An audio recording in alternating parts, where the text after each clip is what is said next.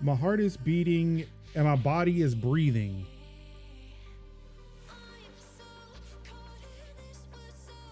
But I am so cold. Because it's time once again for another episode of Tech Talk. Oh shit. To ask the question, but are we human or are we denser? That was a wet ass mouth, man. Shit. Wow, Major. Phrasing. Spit. Phrasing. It was spit. And it came out as I was trying to say it. It was. Just mind your phrasing, please. I said what I said. Anywho. Okay, Major just apparently wants everybody to know that he has a wet ass mouth. Now, what y'all are supposed to do with that information? You have been given no instructions, so go wild. Go wild. I heard that yesterday, but you want to know who I heard that from? My dentist while getting a filling. That's safe, right? You see how that works? A wet ass mouth? Yo, dentist said that? Yeah, my dentist said you salivate a lot, and this is making it really hard to put these fillings in your mouth because we need your mouth to be relatively dry. But he didn't say the exact word, you have a wet ass mouth. No, that is not what they said. Okay. But you see how the importance of having a wet mouth needs extra words around it. I'm wondering how long we can keep Kev holding in this position while having this conversation. Not long. What's going on, everybody? Welcome to another episode of Tech Talk Thursdays for March 6th, 2025. Of course, I'm one of your hosts, Marcus Major Linux Summers. I'm joined this week and every week by Kevin Kev. It's your boy Kev in the building. What's good, everybody? I'm out here with my bow twang. Who makes the arrow sang? You know, bow hunter here. What's good? I don't know. What is it? Flick. Boing. Boing. Boing. I don't know. Boing. I found the one gun in the game and it goes bang bang shooty shoot. Mm-hmm. You went low. You went light bow gun. I'm proud of you. Sure, it looks like an assault rifle now, and that's all that matters to me. Oh yeah. That's a gun. Yes.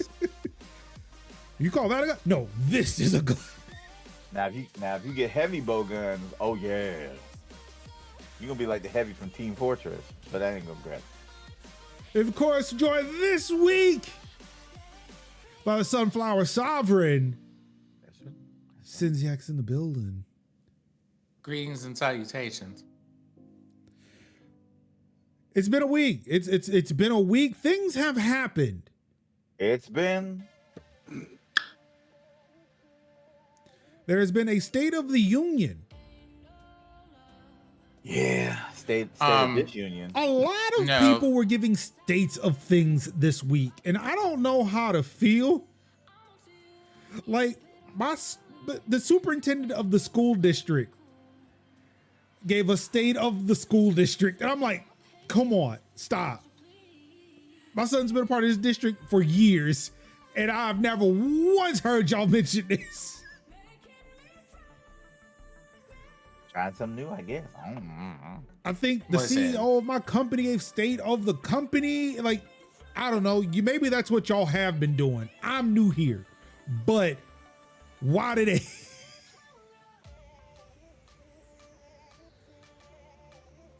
I think we should have a state of the podcast. Well, or a state of the world, which, to quote the British, the world is a state as things currently go. And by that, we mean absolutely and positively a mess. Mm-hmm. State of the podcast. We fucked y'all. What's going on, Ruin? How you doing? How you living? How you feeling? Welcome to the stream. Welcome to the show. Mm-hmm. The state of merge. Hungry.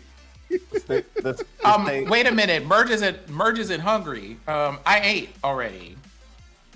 The state of sin might be hungry though. The quantum state of merge, both hungry and not hungry.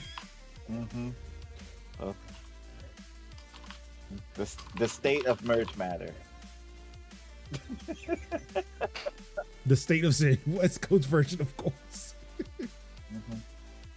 West Coast version, of course. Anywho. it's important for legal distinctions in case of copyright. I mean, yeah. Mm-hmm. The state of Kev, tired but good. The state of the major, burnt out. Mm-hmm.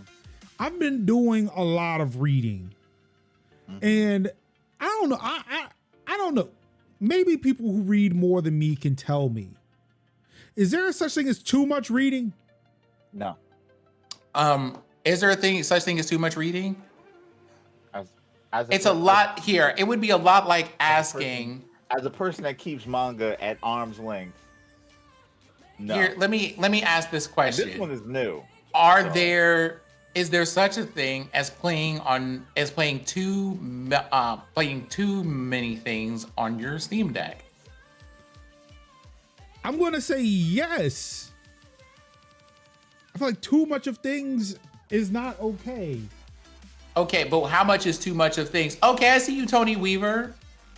Yeah, I caught that too. Bought this. I literally, when he announced it, that's when I bought it. He was like, I'm writing a book, say less. I don't even care if it, I found out that I found out he actually, this was a manga, or this was like a graphic novel, after he was writing it. I was like, okay, sure. I'm writing a book. Okay, say less. Okay, I've already ordered it. Okay, it's a graphic novel. Okay, still ordered it. Yeah, coming out 3 months. Cool. So yeah, books. So, this one's new. So I'm gonna. You're over here like, Tony, silence yourself and let me swipe my card. Yeah, just tell me where I need to get it at, baby. So, okay, this has been my predicament, right? And why I think I do have an argument for too much reading. And it may not be just too much reading in general, just the content, right? So I was studying Amilcar Cabral for Revolutionary Education last week, which made me want to pick up, a book I saw about Amilcar Cabral. So I did. There, see? But I didn't stop there, because then also about Pan-Africanism, a history. That sounds like a good read. And also picked up the Black Belt Thesis, a reader. But I did not stop there, because while I was at work, I got bored. And was like, I did not bring my normal book, which is not out here because it's actually in my book bag now, Socialist Reconstruction. And I wasn't reading anything in my Revolutionary Education book. So like, man, I need something to read while I am at work. So I began going through some notes that I took while I was unemployed to see, hey, are there any books that I may have written down that I was going to buy and just forgot because I haven't checked my notes in like months? Sure enough, I found some. I bought those. They're on the way. Even I got one of them was a book and it came with an ebook. So I technically got the ebook the second I bought it. So that's on my iPad now. I then spent a whole bunch of time trying to figure out a way I started looking into read it later apps like Instapaper and Pocket. Yeah. I hate both of them. Yes. I had Pocket for a while. Hate both of them. Instapaper, it's just weird. I don't know why I don't like it. Pocket, I kind of don't like it because it's Mozilla, and there's however you feel about Mozilla, that's a thing, and I just really don't want to have to deal with it. Also, I just created an account and I was like, yeah, okay, I'm just not feeling this either. So I picked up this other program that looked really good, and then figured out a way to start putting things in it, like a whole bunch of articles that get shared to me that said, man, I wish I could read this, but I saw this on my phone. I don't want to read this on my phone, or I'm not in a place right now to read something. I got things to do. So now I figured out what these read it later apps do, got all that implemented in, and now I'm just reading a whole bunch of political analysis at work. Okay. And It has not made me feel good about the state of things. Not be like, oh, everything is terrible. It's like accelerating the thought process of why the fuck are we not doing anything? Yep. It was great when I saw something and it could spend a few days not thinking about it. But now I'm just reading it every day at fucking work, and I want to do it.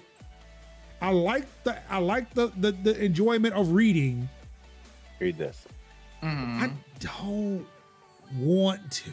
I want to get. I need to fill this picture in as much as I can. What you need to do is you need to diversify that with Black joy. So here, I'm gonna put it like this. Joy. I'm going to put it like this, Major. Because I asked you the same question about video games. I have, I would say, a somewhat lengthy list of games that I rotate through. I don't think there are too many of those, but you want to know what I'm not doing on that list? Playing 5 MMOs. You want to know why I am not playing 5 MMOs? Because those things are detailed and they are involved. You have to remember storylines, plot lines, locations, how many items you've collected, how far along in your crafting journey you are, and all of this other stuff about your character and the world that they're in. It requires a lot of effort, right? Cognitive effort to be like, what was the last thing I was doing in WoW and or Final Fantasy and or Guild Wars 2 and or Black Desert Online or whatever else, right? So I don't play 5 of those. We got, hey, I play this MMO, and then I also go and play Just Shapes and Beats. We go and we pick up a Tetris. We get like a little Pokemon in there. Like, you need to put in, even if you don't necessarily go for, you know, like wild fantasy magical things, get yourself what we like to call popcorn reading. I just have a book of Black poetry that just goes all the way back to the 1300s to the 1960s. Like, that is like light, easy, not heavy on the brain reading for me to have when I'm having a moment where I want to read, but the things that I'm reading are heavy. You have picked up, like what you did was you went to the gym and said, instead of picking up another 5-pound plate, every plate that I'm gonna pick up is a 50-pound plate. I have 10 of these. Going to the gym is really hard, and I'm just like, have you considered picking up a 5-pound plate instead of another 50-pound plate? Like, you just you just loaded up a bar. The bar is bending under the weight of 10 50-pound plates. You're focusing on bulking, but you're not focusing on conditioning. Strengthening the muscles with repetitive use on smaller weights, thus getting your body prepared for the hefty shit that you're gonna lift in order to bulk up and lift with weights.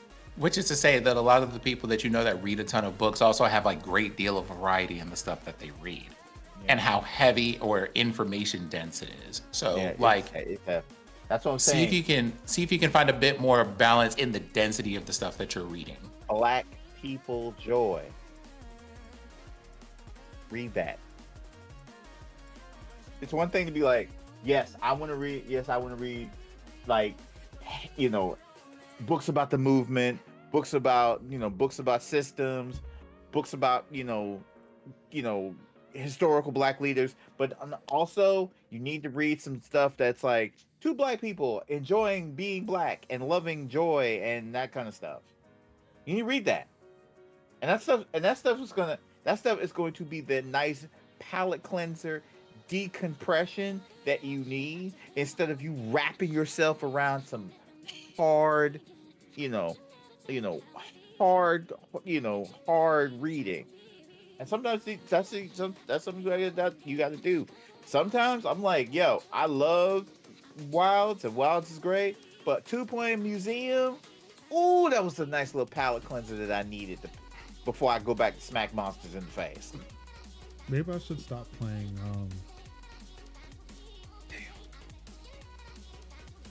Man, maybe I forgot what it was called. Oh, Dialfield Chronicles. That's what it was. Mm-hmm.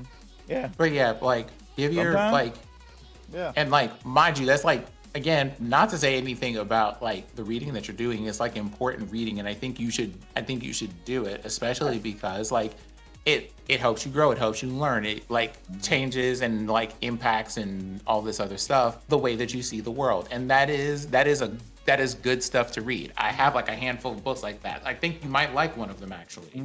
It's called the particular book title is called How to Go Mad Without Losing Your Mind. But that sounds familiar.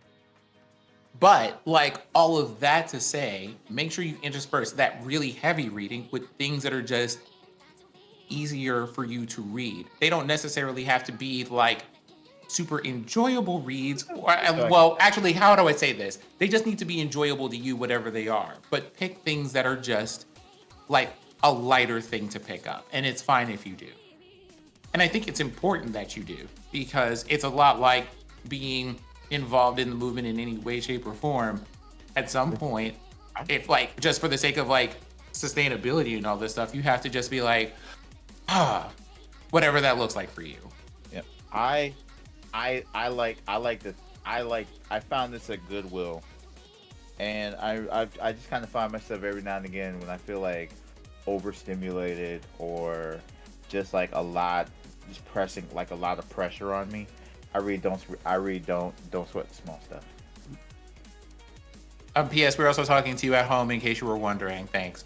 Yeah, this is the reading list. The reading list is for everybody, but I read this, and what I like about this one though is it's like the chapters are like 2-3 pages. It is super small, and I just thumb through it. And again, do not go to Amazon. Don't look for this in no Amazon. Don't look for this in no like bookstore. Go to a Goodwill. Good chance these are here. Because, the bottom fell out of these books, and the books are decent. And that's where I got my copy from Goodwill. If you see it in Goodwill, get it for like the $2 that you might see it on Goodwill, and that's about it. All this is just basically saying like, hey, shit's not bad as you think, but also think about, taking the anxiety that you feel and directing it into something else. Pivot and think, and it's chill. And sometimes when I feel overstimulated, I read a few pages and I calm down, because it's like at the end of the day, life is a marathon. It is not a sprint. Keep yourself a little bit grounded. Again, do not buy this at Amazon. Buy this at a Goodwill, wherever we got to find it. Don't buy this at Amazon. We got Amazon at home. We got Amazon home, and you can probably find this part cheaper, because again, this is like men's from Mars and women from Venus. You can probably find 50-11 copies somewhere at a Goodwill somewhere. Trust me when I say this. And I've never said don't buy a book at Amazon, but I say specifically don't buy this book at Amazon. Don't sweat the small stuff. All right. Thank you, gentlemen. That's the I hope it helps. That's the reading list portion of the Tech Talk Thursday. Thursdays. One day we're gonna have LeVar Burton on the show, and I'm just gonna say, don't take my word for it. Well, on that note, who's ready for some heavy reading? I'm always up for heavy reading. What are you talking about? Because on this week's episode, we find out why the iPhone 60e does not have MagSafe. Oh yeah. Facebook is scammers on Facebook are trying to sell you a diabetes cure, and I am fucking furious about that. And Acclaim is back. Damn. Digg is back. Skype is going away. What year is this? 2014. Oh no. Also, run me these articles. Where are they at? I want to see. I keep forgetting to share it. I used to be good about that when I was asking for input, but nobody ever gave the input, so I keep forgetting to do it. You can't give input if you don't know where the input is. Look, back when I was paying them. Hey. That sounds like an excuse. That sounds like an excuse. Oh wait, no, I'm not. No, I'm not. That's not for Major. That's for both of y'all. We're time out. We're gonna parking lot that and get back to this article. That's what we're going to do. Let's not do this. Let's not do this. It's our first one of the month. Put it back.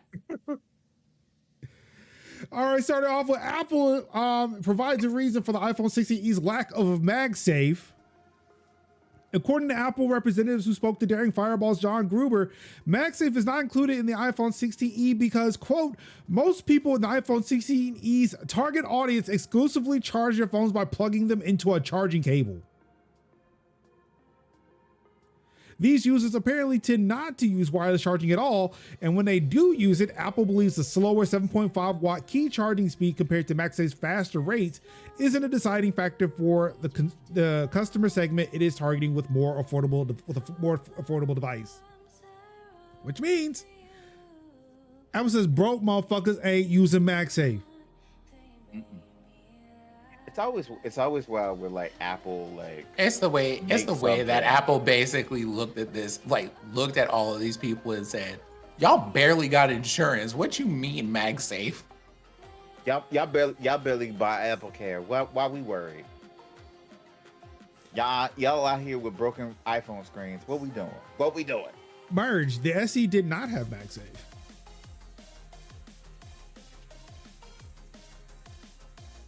I said you can't use what you don't have. And that's the whole point. And that is the point. What you never had. And the wild part is all they could have just said is, hey, it's not gonna have MagSafe. Well, I mean, they did. I feel like they did say that, but then people were asking why it wasn't there. Because they don't. It's a cheaper model. Ergo, no MagSafe. But then we'd still come to the same conclusion. Apple said y'all cheap motherfuckers don't need MagSafe. And you know what? That's okay. They could have Tim Cook could have literally put like stood 10 pounds on both feet. I'm sorry. I mispronounced it. Tim Apple could have just said that with both feet and said, look, this is the 16E. It does not have mag.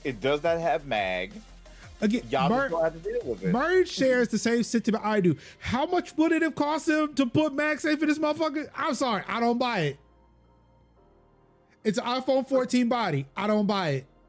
But again, it's like if they would have just said, hey, this ain't it. I know, I like to say the 3 cents and the 4 cents is what I would have said.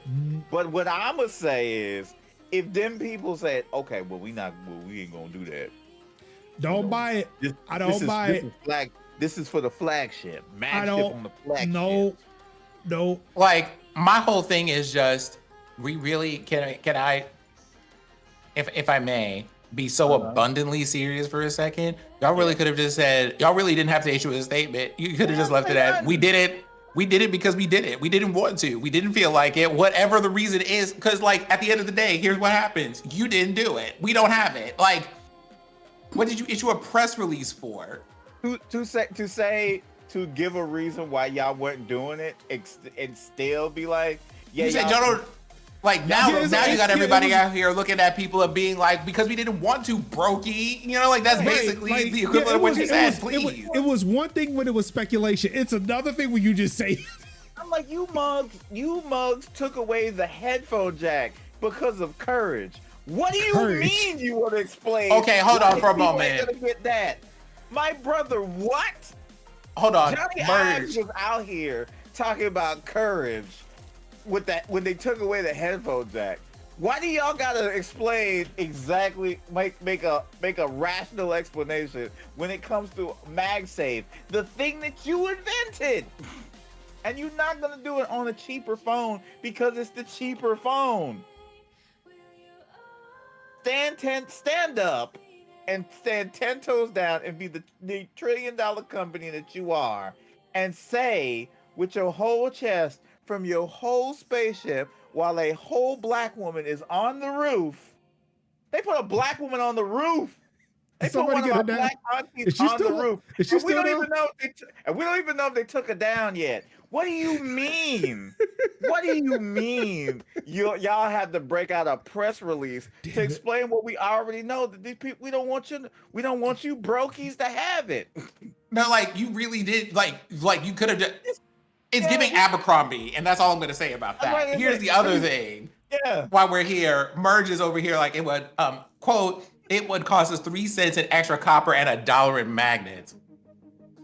Y'all was the ones that sold people and saying, "Hey, yo, we don't need to include the charging brick in the box of your $1,200 phone." I mean, to be fair, Nintendo tried it one time and got like a slap on the hand for the gods. So never did it again. And they got a big slap on it again. They never did it again. Cause why? People ain't got it like that. What do you do? But also, while we're here, Merge, you said it cost you 3 extra cents. It's not 3 cents anymore. That 3 cents in 2025 is probably like 45 cents now because of tariffs. Because these tariffs. But look, we saving money on copper now. We're saving money. Oh wait, I forgot. Pennies aren't made out of copper. They're made out of nickel, right? They are made out of copper.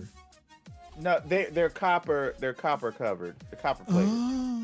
Yeah, I think they have a mixture of, like, I think they're like nickel. It is actually copper. Like it's a whole bunch of things, but then they just with some like copper spray paint. But yeah, exactly. And it costs like and I don't want to get a bad about the penny. But anyway, it costs us like a penny and a half to make 1 penny. It costs until you get up to, I think, waste quarters. And It costs you more. in the government. Damn it. And that's what I'm saying. That's what I'm saying. I am very anti-penny, but it's like me, like bro said, yeah, we're gonna kill the penny, and I'm like, can I just say kill the penny? Like, can I just say this real quick? I feel like every person who is like always in everybody's face about how cool AI is should probably note here that the people who seem to need it the most are like CEOs. If you have stepped into a government office and decided that AI could do your job, why did you apply for it? Wait, what does this have to do with anything? I'm trying to figure out how we got here now. Nah, I was just like, no, it's because like Wait, mind you, because we were talking about pennies because we were talking about Doge. Well, we were talking about Doge because we were talking about pennies. We were talking about pennies because Merge said, hey, the materials that they probably would have needed to put into the phone to put a MagSafe there and for the brokies would have been a whole $1.03. To make sure I'm clear here, I'm not disparaging talks on replacing CEOs with AI, even though I feel like that's what the DAOs were with Web3 and shit. But yeah, because I remember that was a whole talking point at one point during all this shit. Yeah, it was. Yeah. But here we are, we're back at that, but like for other reasons. Yeah. They tried that and we said no, we didn't want it. But now we're back. Now we're back, yeah. But the thing is like they could like, all right. What is the charging difference between the iPhone 16 Pro and the iPhone 16? Like I said, that I couldn't tell you. And that's my whole point, right? Right. Turn to your neighbor to your left and say, "Do you know anything about this thing that Major asked?" Turn to the neighbor to your right and say, "Nah, I don't think so." I believe there's a Well, I don't know if there's a charging speed difference. I will say, at least with the USB-C port, the iPhone 16 has USB 2 speeds, where the iPhone 16 Pro has USB 3 speeds, right? Mm-hmm. So there is a difference with that port on those two phones. I'm just saying you could have included MagSafe, just the magnet part. Right. It could have had slower charging using MagSafe. If that was the whole thing. It could have been like magnetic but cheap. Yeah, like my whole with Android, because they don't have MagSafe, but they still got that same that same diameter circle on the back of a phone that you could slap any MagSafe charger onto and it'll fucking work. Mine does, because my case has the MagSafe, has the MagSafe thing on it. And as I don't remember if we talked about it or not, but anywho, like people pointed out, I was like, well, you just get a case. Like case manufacturers have made cases that have that magnet there that you can charge MagSafe through the case. I'm just thinking about like accessories. The only reason I almost said is like accessories. Like I hate the pop socket thing, but people can get pop sockets and shit. They can't get pop socket with this. There are other things that use that MagSafe because it's just magnets that can hold a phone in place. I mean, sure, we could say it's key compliant, but it's like a key charger that's just surrounded by fucking magnets. Yeah. Like we could call it compliant all we want, but it's like, I don't know. It's just a key charger that just doesn't move. Yeah. And that's my whole argument with this. It's like between your two flagship phones, because who knows what it is now, you have two different charging rates or two different data rates on these phones, but nobody will know unless you tell them. You could have just offered the magnets for MagSafe and said, oh, it charges at key 1 speeds. Yeah. Or Qi 1. I don't know how to pronounce that. I want to say it's Qi,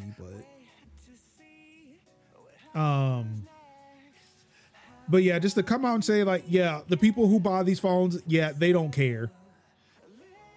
As Sin said, you won't care if you never have access to it. Imagine if you put it back there, the people who can afford a cheaper phone might actually spend the money and get a MagSafe charger. Yeah. Because I mean, I don't know. These people are coming from probably an SE. They've had Lightning all their fucking life. Yeah. And you know, I'm just saying, like, look, this right here, this is nice. Look at that. Look, you see how my phone is just floating like this? It's just floating. Look at it. Glossary. It's cool. Yeah. I can even turn it into a clock. Maybe. I don't think this thing knows that it's, well, I think it knows it's being held up in the air, so it's not doing it now, but I can turn, oh. See, Well, I'm doing too much. Whoops. So much for that. I've now lost my phone and my mic's pop filter. Well. So we're just popping all day. Key 2 is essentially MagSafe. I believe Apple worked with them to make the spec more compatible. I'd have to dig around for a source on that. All I'm saying is they just could have put Max in that bag phone, motherfucker. Just don't let it charge very fast. Yeah. But no, they had to come out and say the 60E folks, they broke. They ain't gonna put a shell out for a good charger. Nah, got it. Oh Lord. In more Apple news. Yes, sir. Before, and I want to say I don't know if we covered this last show or not, but I know the UK, well, we did cover, I think we did cover before that the UK was asking Apple for a backdoor to the advanced data protection services that Apple provides to iCloud users or iCloud Plus users. I think it's Plus, I don't remember. It is for iCloud, like for everybody. Apple said no, and in fact, we're going to just shut off the service for everybody, so nobody's getting end-to-end encryption for their data on their phones. Good luck, UK. Have fun with that. But now Apple is like, you know what? Maybe we should fight this. Yeah. Like maybe we should fight this. Yeah. Also, not to mention the fact that the US is actually kind of upset that the UK did ask for that backdoor in the first place. It's like, that's not fair. We want it, and they're not going to give it to us. Like, yeah, they weren't going to give it to the UK either. Like, not sure why you mad. You just mad because they asked themselves as well. It's like watching someone hit on someone, and then watching another person hit on that same person, and then being mad that that person is also hitting on that person. But you still failed. You failed. You were very derogatory. They just went in a different. They just said it in a British accent. They both you both struck out. Would you pass me the Grey Poupon and possibly your encrypted backups, please? Mm-hmm. Not Grey Poupon and possibly encrypted. Oh my god. Yeah, it's like it's like you asked in a posh accent. That's the only difference. And they said no to you too. And they said no to you too. Are you waiting for somebody in a French accent to ask the same question and be told the same way? Oh, monsieur, zut alors. May we have some of your access to your data? N'est-ce pas? I'm like, how many accents has got to be told no before you realize Apple's like, no, we're not giving it to you, Meg. Good, it's cool. No. No. Niet. Nunca. Nein. No way, nah. Apple was also in the news because they released new devices, like a new entry-level iPad.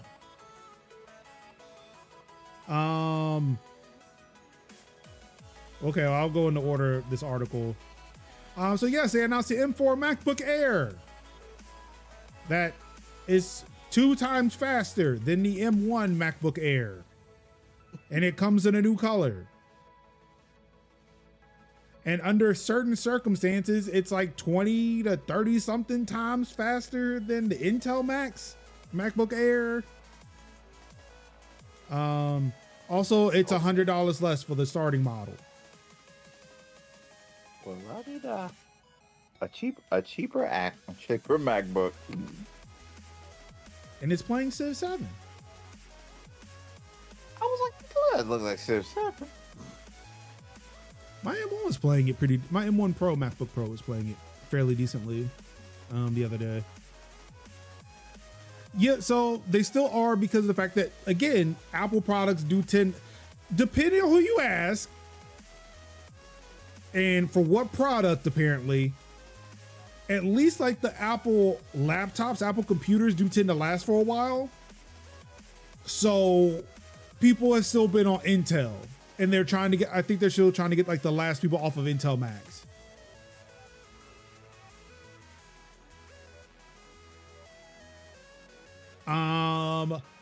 The Mac Studio got an M4 Pro and an M4 Max chip and an M3 Ultra chip. So yeah, you can get one of those, and I believe it was shown off on Discord that it would cost about 14 grand to fully spec out a M3 Ultra Mac Studio. Ooh, yikes. So yeah, have fun with that. Go off.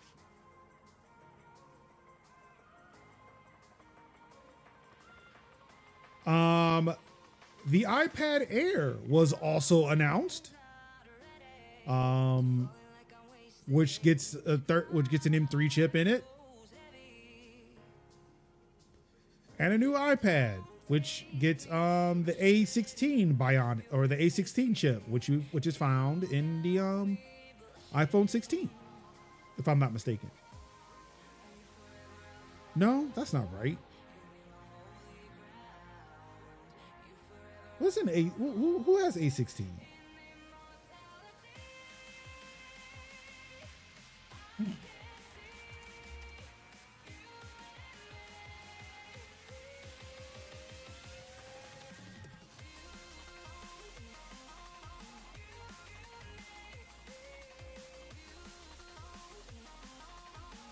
Okay, it was using iPhone 14 Pro, Pro Max, 15, 15 Plus. Okay, so yeah, that's why. So yeah, this is the only thing that Apple sells now that does not have Apple Intelligence in it. So the only AI-free iPad you can buy.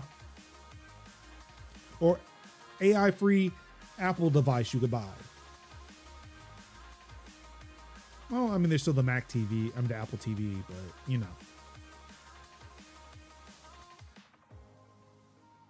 Yes, I have. And the only thing with Apple Intelligence is like they suggest things. It summarizes notifications. It is not infused with Siri at all. Like, Siri is still as dumb as shit. Although I can sit there and ask it to reboot my phone and it does that. Or, hey, give me steps to do a thing on my phone and it will do that at least. But it's not anything to really write home about.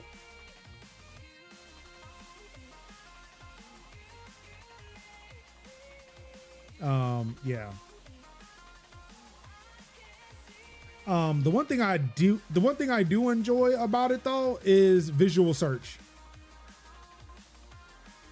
And I have done a lot of visual searches to try to confuse that motherfucker. It is rock solid for the most part. I cannot, no matter what I take a picture of, it will tell me with like about 95% accuracy what it is.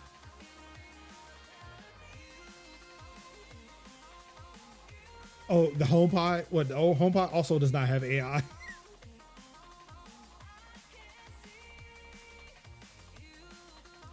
Like I haven't tried Gemini, like the whatever is put in the Google shit, and I wonder what that's like. But yeah, I don't like, again, the most I would use any of those voice assistants is like to set a timer or an alarm or to call somebody or give me directions to place. Like outside of that, I'm not asking it to do anything like super complex.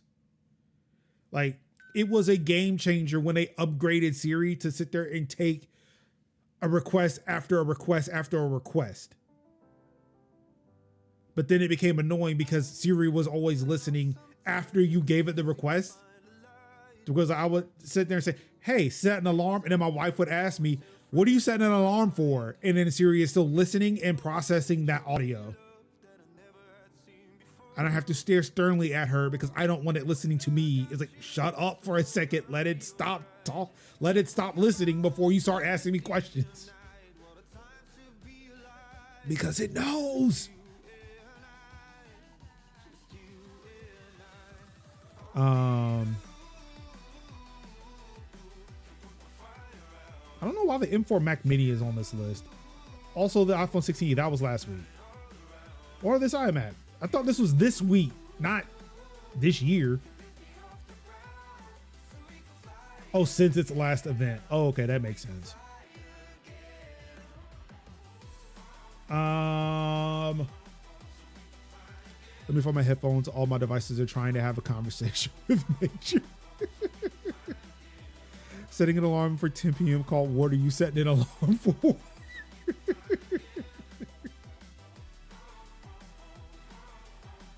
Samsung finally releases Android 15 for Galaxy devices in April. Nearly 6 months late. So, hey, if you've got that if you've got that Galaxy device, hooray, you're finally getting a new operating system update. Could have sworn, wasn't Samsung like one of the people who was beating even Google to getting updates? I could have sworn they were. But I guess we're back at this again.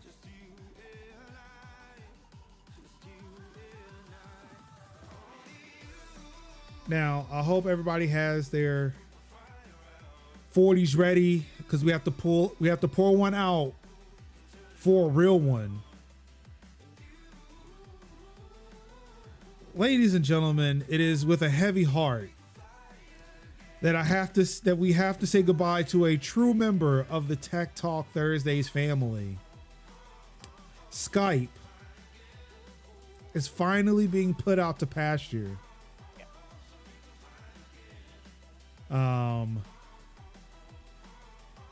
May 5th, Skype is being sunsetted by Microsoft, and Microsoft is asking for people to move to Teams.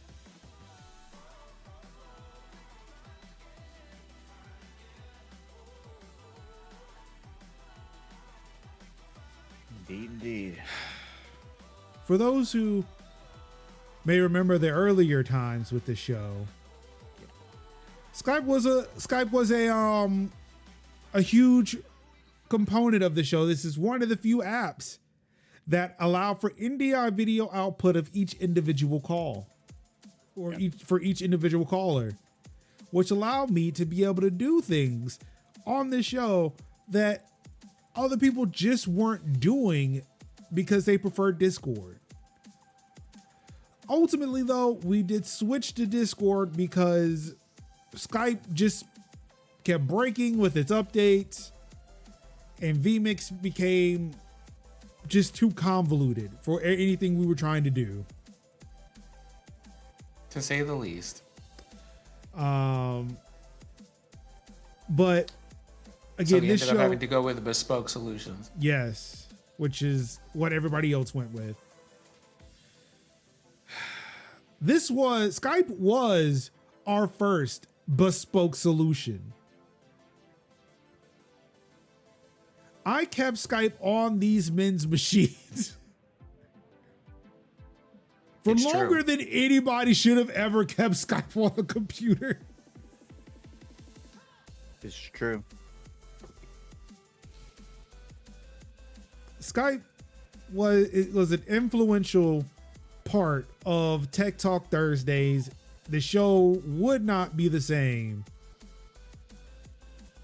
if not for Skype providing the one technology I love that nobody else seems to want to use. And Ruin is right. I believe that if we continue to use Skype, Skype would still be running and would not be sunsetting on May 5th. Yeah.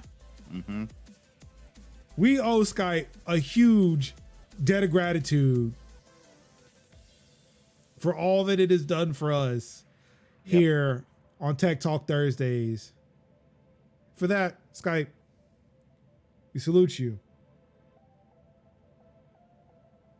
Press F for respects. Yes, press F to pay respects.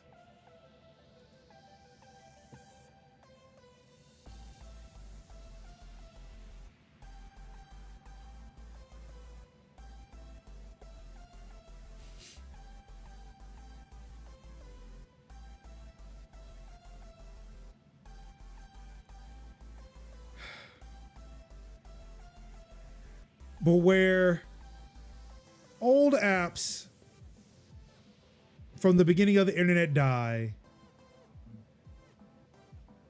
another old app that did die from the early part of the internet rises again from the ashes. Digg is back. The homepage of the internet is coming back thanks to co-founder Kevin Rose and Reddit co-founder Alexis Ohanian, or as some people may know, Serena Williams' husband. Thank you. Which still, that part that I'm like, really though? Mm-hmm. Yeah. Loving husband, by the way. Loving husband and doting father. Yes. Mm-hmm. Mm-hmm. Things that we love to see. That. And But- he is quiet and rich. But things we do not love to see: Yeah. AI moderation. Yeah. Sometimes a little necromancy happens, you know. It's an interesting move given that Reddit was a competitor who pretty much inherited that homepage of the web accolade. Also interesting is the pair's belief that most moderation can be done with AI.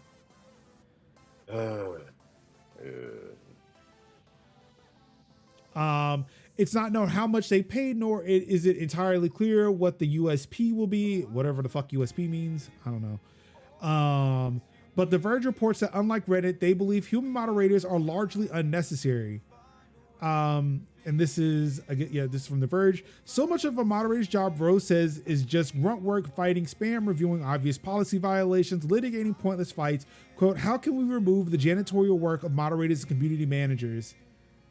and convert what they do every day into more of a kind of director of vibes, culture, and community than someone that is just sitting there doing the laborious, crappy stuff that comes in through the front door. End quote. The new Digg Rose says will include lots of AI forward ways to sort through and make decisions on content.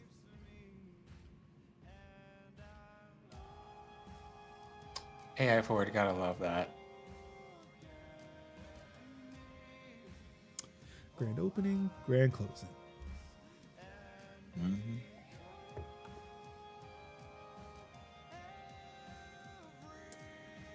All right, for those who do not love ads on YouTube, but also have a music subscription service and have not heard of apparently the myriad of free ways to not get ads on YouTube, you can pay YouTube, and I've said YouTube a lot, but you can pay YouTube $8 a month to get rid of most ads. Most ads. On YouTube with Premium Lite 2.0.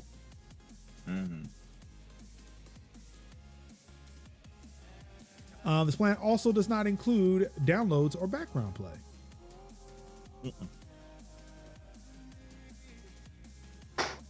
Oh no, merge. We definitely do. We're not hating on Alexis for his love of his wife and child. We're hating on Alexis because of his wanting to use AI. Yeah. There's a difference. Yes. Are we hating on them? Maybe, but the reasons are valid. Yes. So yeah, this is an option you can go with if you don't want the music and want to give YouTube money.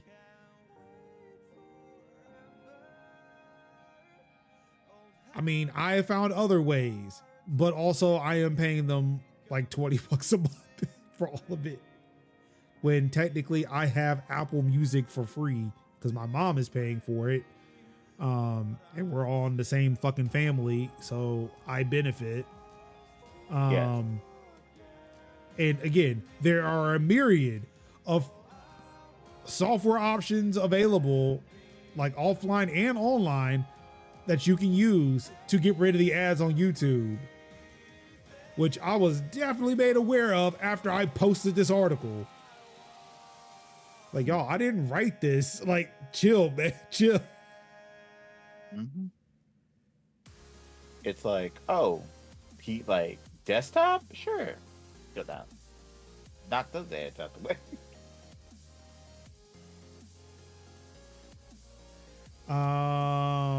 But speaking of ads, damn it, click the X button. Okay, there we go. Facebook scammers want you to think Elon Musk can cure diabetes. Ooh, child. Scores of Facebook pages are running ads featuring deepfakes of Musk in an effort to sell sketchy supplements. Now, some of these are just bad. And I'm gonna make sure getting the audio in, make sure I'm capturing the audio here. So give me a second. Oh no, I have a Windows update. I should apply it. Also, If you apply that update and it restarts the computer. I'm gonna do that now. Well, it took that system out a long time to load.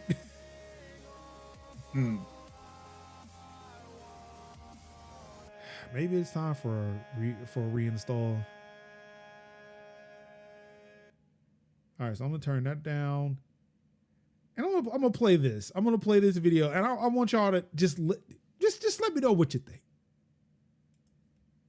This morning, Elon Musk blew up the internet with a 30-second fridge trick that reverses diabetes in hours. In less than a minute, Big Pharma took down the Maha website, erasing the video before millions could see it. But our editors found a leaked version, and you're about to watch it right now. Every hour sugar spikes get you down, while diabetic weight feels like a life sentence. Guess what?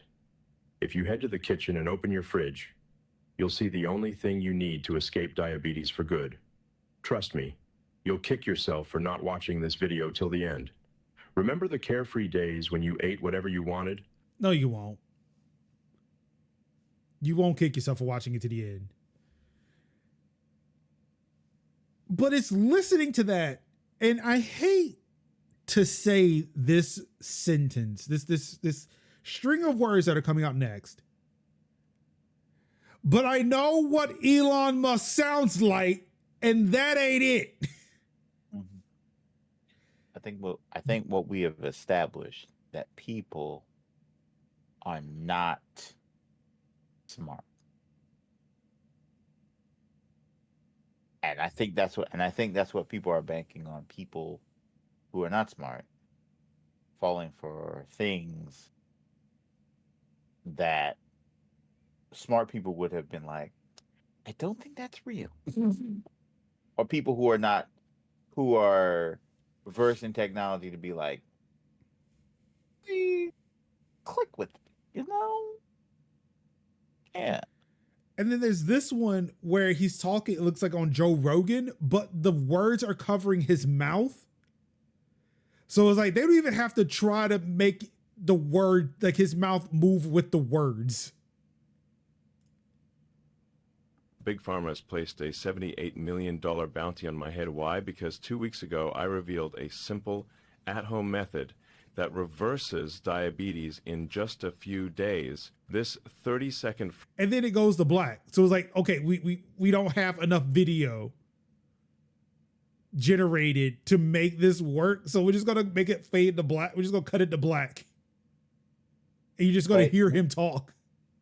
Like it would have made more sense of how a lot of those videos would work, because my mom is inundated with a lot of those videos.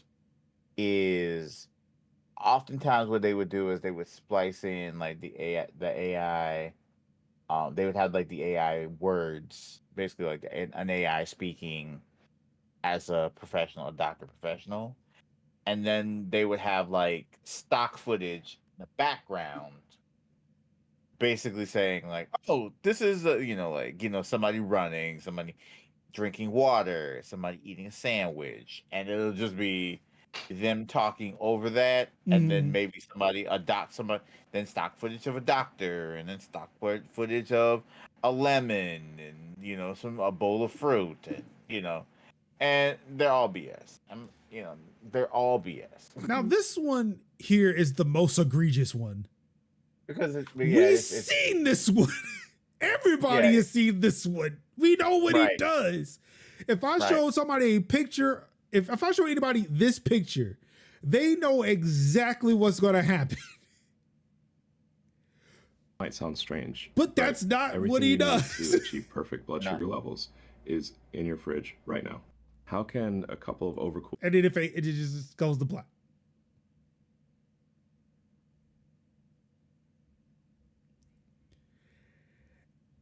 And I'm sick and tired of this shit. Not necessarily from this right here. It was one of these that kind of sent me through the roof. As someone who has type 2 diabetes. Mm-hmm. But I've been receiving on Mastodon and Bluesky scam requests for me to donate to somebody because they need blood sugar medication. As someone who has personally railed against Big Pharma for, again, charging over $5,000 without insurance for the insulin that I need. For me to still have to pay with insurance almost $200 for insulin.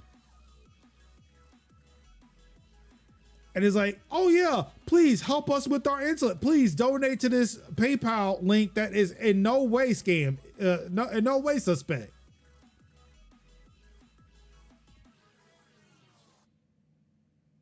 And it fucking infuriates me. Not only that, I've received requests from people like, I'm in Gaza and I need diabetes medication. Please donate to this PayPal.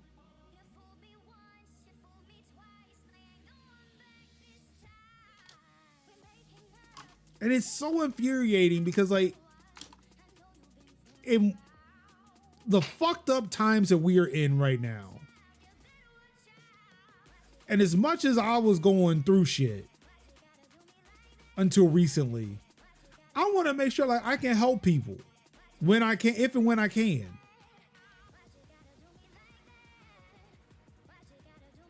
And for people to sit there and make these accounts and spam shit like this, the hope you can catch somebody who's like you're tugging at a heartstring is genuinely fucked up. Like, I don't want to have to be a cynic. I already do not believe in this fucked up capitalist system, but oh my God. Like, are you really sort of weaponizing the plight of the Palestinians against me? To where somebody really needs that fucking help. I'm thinking twice now and having to really do some fucking research because I know there are people out there who are trying to take advantage of me.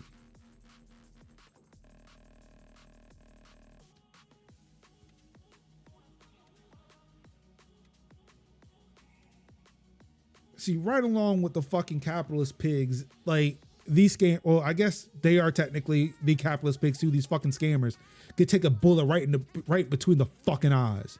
Every single fucking last one of them. And I do that shit fucking personally.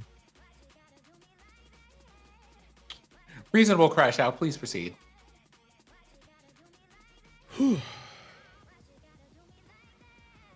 Who likes Bluesky?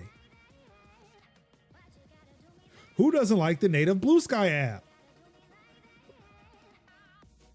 I mean, look, I could take it or leave it. But Tapbots, makers of Ivory, the famous iOS Mastodon app, and macOS and iPadOS, are making a Bluesky app called Phoenix.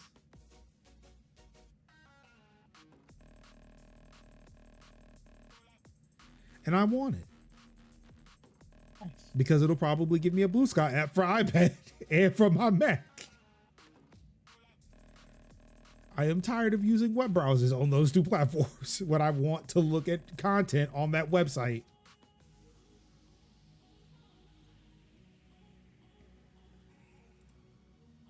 Deletes poorly timed and mildly humorous scammer related. Bro, don't do that.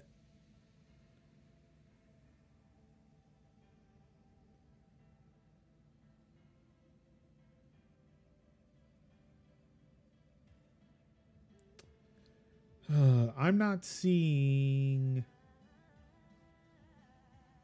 a Mac app, but hopefully if they're doing it properly, I imagine they're making like an app that just works on both.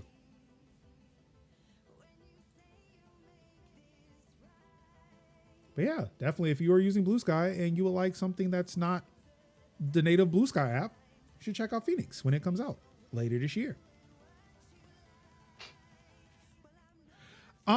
And last but not least, as we are joining tech and gaming together, Discord is probably going to get a lot worse if this report is to be true.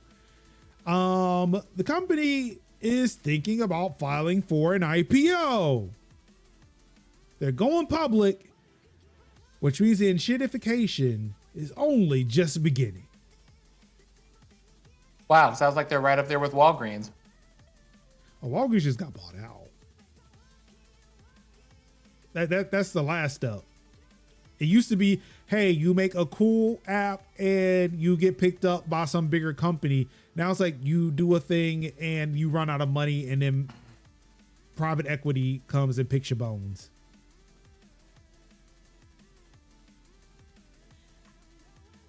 What a time.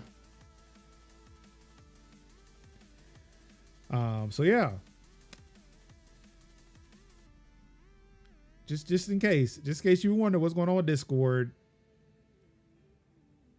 There you go. No PC gamer. I don't want that. You should stop. Why do websites do that? Stop that. That's just not cool. This is why I stopped coming to PC Gamer, but you were the only ones who wrote about it in time for the show. What PC Gamer do?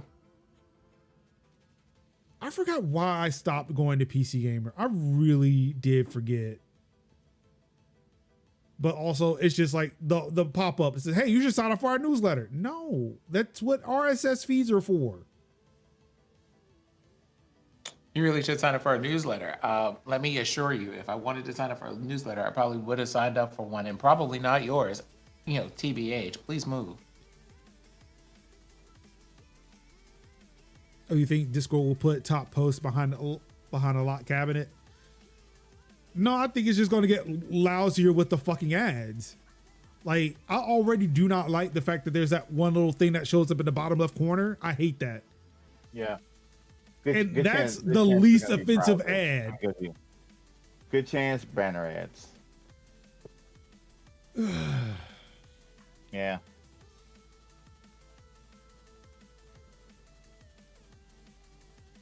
Oh, excuse me. AMD FSR 4 upscaling exclusive. Oh, wait. Welcome to gaming, by the way, officially. AMD FSR's upscaling is exclusive to 90 series Radeon GPUs. Won't work on other cards.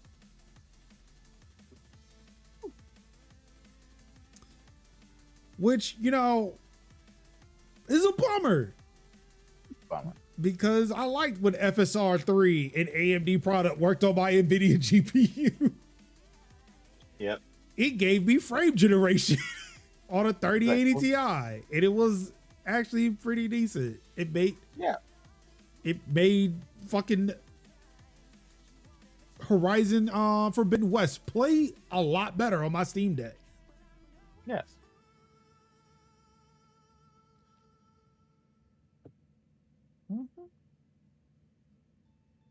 I think the one thing that's good about this though, it's not good. It's definitely just not good, but at least in order to get it, I don't have to pay an arm and a leg to get it. AMD's cards, from what I've been seeing, the performance is right where you want it to be for like a gaming card, not like the super enthusiast card. Also, the performance is there. The pricing is there.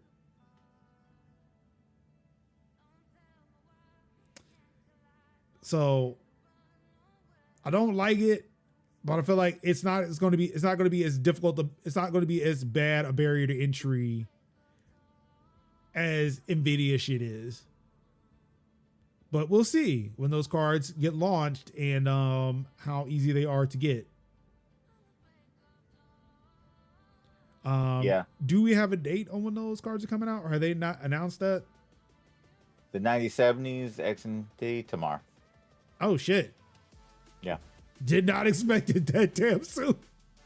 Yeah. Oh, Merce is today. Oh yeah, today. Because then all right, here we go. The embargo lifted. Yeah, that's right. The embargo lifted, so it should be out today. Oh, I'm gonna get mine. I'm gonna make every play count. So I've been. Availability. I have been watching the reviews. And the reviews are like, I just want this. Oh, it's out of stock. Bah, bah, bah, bah, bah. What about this one? Bah, bah, bah, bah, bah. What about this one? Bah, bah, bah, bah, bah. So it ain't looking great. Yep. Am I correct to assume that you're referencing the Price is Right whenever you make that sound? I am. The MSRP cards immediately sold out. The more expensive cards sold out shortly after. Yep. So basically. Damn, I can't even get a card and a CPU. Well, I mean, you could, but it won't be MagSafe. Bum, bum, bum, bum. Yep. Let's see. A desktop. Nope. Bum, bum, Those bum, are the last. Those are the last to go. Because good chance a lot of them bad boys get pulled. They yank the card out from that one and then they part out the rest. When it says, "Don't worry, guys, I saw a $3,000 5090 in stock for 5 seconds earlier." Did you even actually see that? No. It was live, and then he refreshed, and then it was gone. You could have gotten a car this morning for $770, $850, but that is past the dollar value mark. What is the MSRP on the 9070 XT? 6. Bum, bum, bum, bum, bum.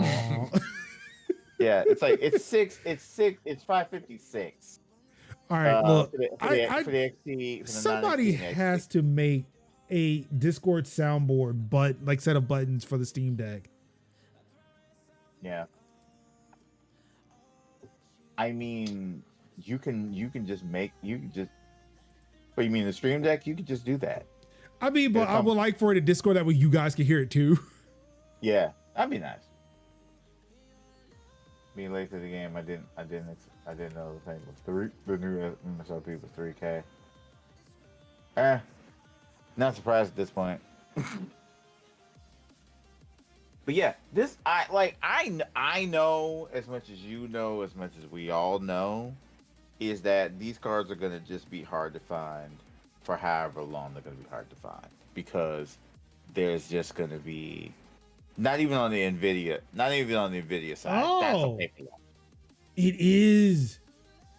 The Discord plugin has it. Okay. Look into that. Okay. Yep. I need to work on my Steam Deck, on my Stream Deck now.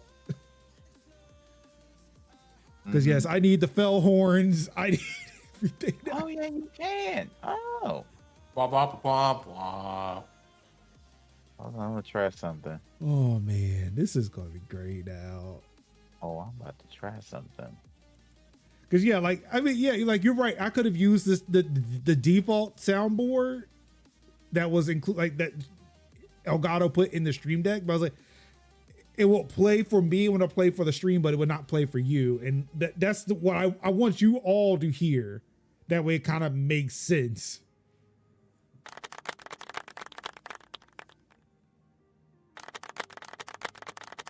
Thank you. Just figured it out. Oh wait, hold on. Hand clap of praise.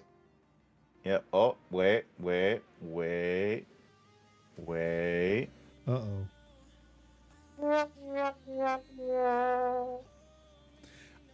There are those fell horns, but I want the Price is Right fell horns. Those are the ones I can even make it. I can even make it for the other Discords that I'm in. Oh, wait a minute. No. But I think we should be careful because we may not have permission to use those sounds on this stream. And I want to respect people's sounds. Oh no, I can't because I don't have Nitro. That's why I can't. Oh, I do though. So would you like Nitro? I can gift Nitro. They've been pressuring me to gift Nitro. No, I'm good. Okay. Look, don't be surprised you wake up with Nitro and DLC. Look, when that day comes, I'm gonna look at you and I'll be like, Mage, I'm calling in the marker. Wait, oh shit, which one? There's a lot of them. I'm like, someday, and that day may never come, I might look upon you for a favor. Which is funny because they just sent me. I don't know if that's also part of the list, the things to talk about, but Twitch sent me Mafia 2, and I have Mafia 1. It is. Yeah, okay. Mafia 2 well, is on the list. Okay, I won't say nothing about it. Split Fiction PC specs have been revealed, and it is Steam Deck verified. That's good. I don't think this was going to. Huh? We do love a little verification. We do. Yeah, we do. I don't like to, again. I don't think this was going to be entirely too heavy. Nah. It's like it can still run on a fucking 9070. a 3070 8 gig. No, it's recommended. I'm looking at minimum. Oh, I never look at minimum. I always look at recommend. I want to know what the minimum, like, what is the most potato computer I can get? An i5 6600K. Damn. 4 gigs. Kevin is looking at you in literal disgust, being like, you actively want to play on a potato? A Radeon RX 470. 470. 470. That was way before Jensen Wong and his That's way before he started putting on those leather jackets. No, this is AMD. Oh, that's right. This is AMD. 970. This was 970. Same thing. This was 2016. This is when Caden was born. Because this is when I built my first actual gaming PC. Oh, smoking. I had bought my computer because I had built my computer because they announced the RX 4080 and how it was VR capable. And it was like I think it was like a $200 or $300 part. Munchkin. I think Munchkin was also born in 2016. Yeah, that RX 4080 is what got me into PC gaming. Man. Funny enough, it was AMD. I think I was supposed to be getting that 4080 back. It was my third. Like, not 4080, 480 shit. I was on my third AMD graphics card before. Was it Black Boulder? No, it wasn't Black Boulder. It was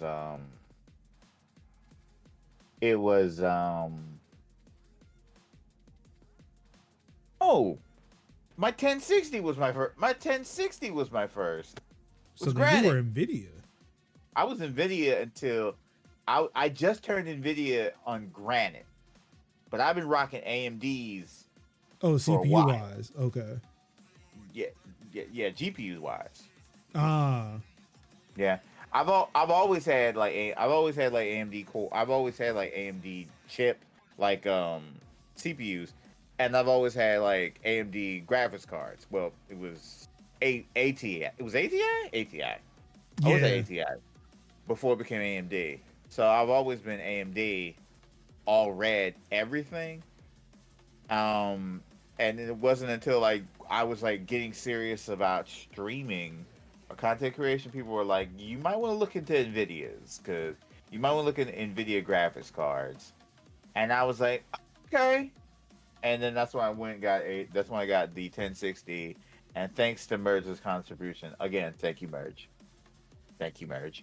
I got his glorious 3080 Ti, and I have been rocking with NVIDIA for a while. But if there will be a time when I have to like, you know, put old buddy out to pasture, as it were. Yeah, which when this life is over, I'll fly away. I will probably go back. I will probably go back to Radeon. Yep, I'll probably go back because NVIDIA has been like, yeah, you haven't been, with them, especially with those burning ports. That has not instilled me with a lot of too much damn power. Too much. Yeah, too confidence. It's like what the genie from Aladdin says: unlimited cosmic power. Itty bitty limit space. Itty bitty port space.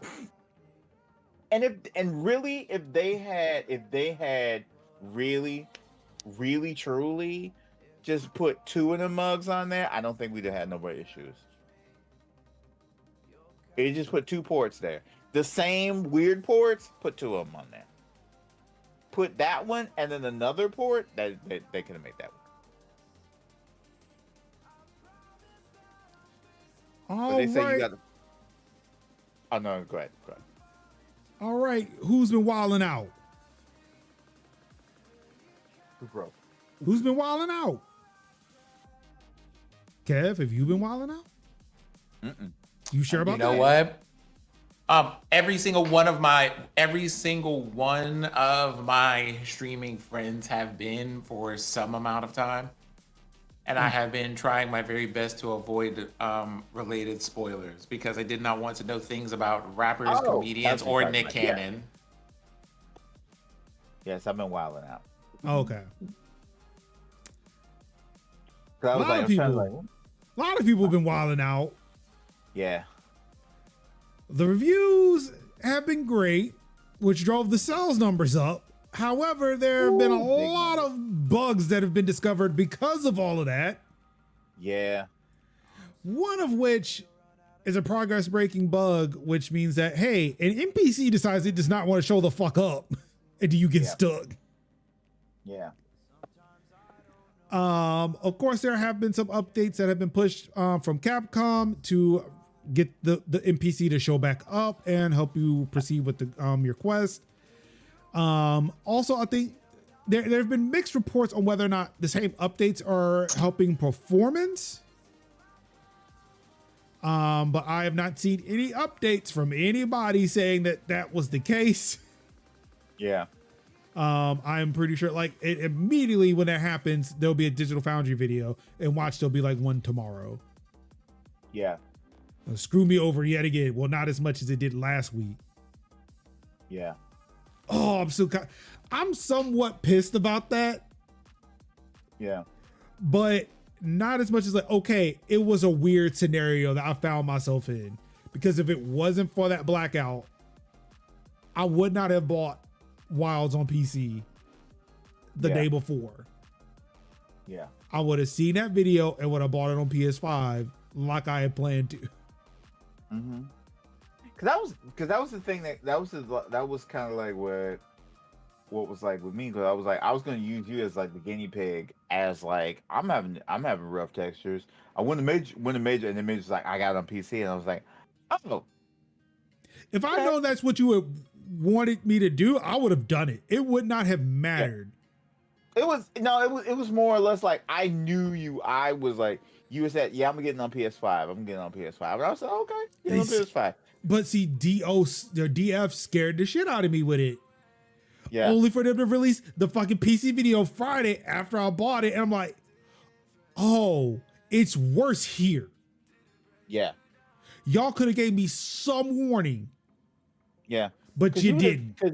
Because you would have thought that they would have been like slinging them videos a little bit quicker before. Yeah, I don't know why that PC video took as long as it did. Then it was just it was like more or less like a very collective rant.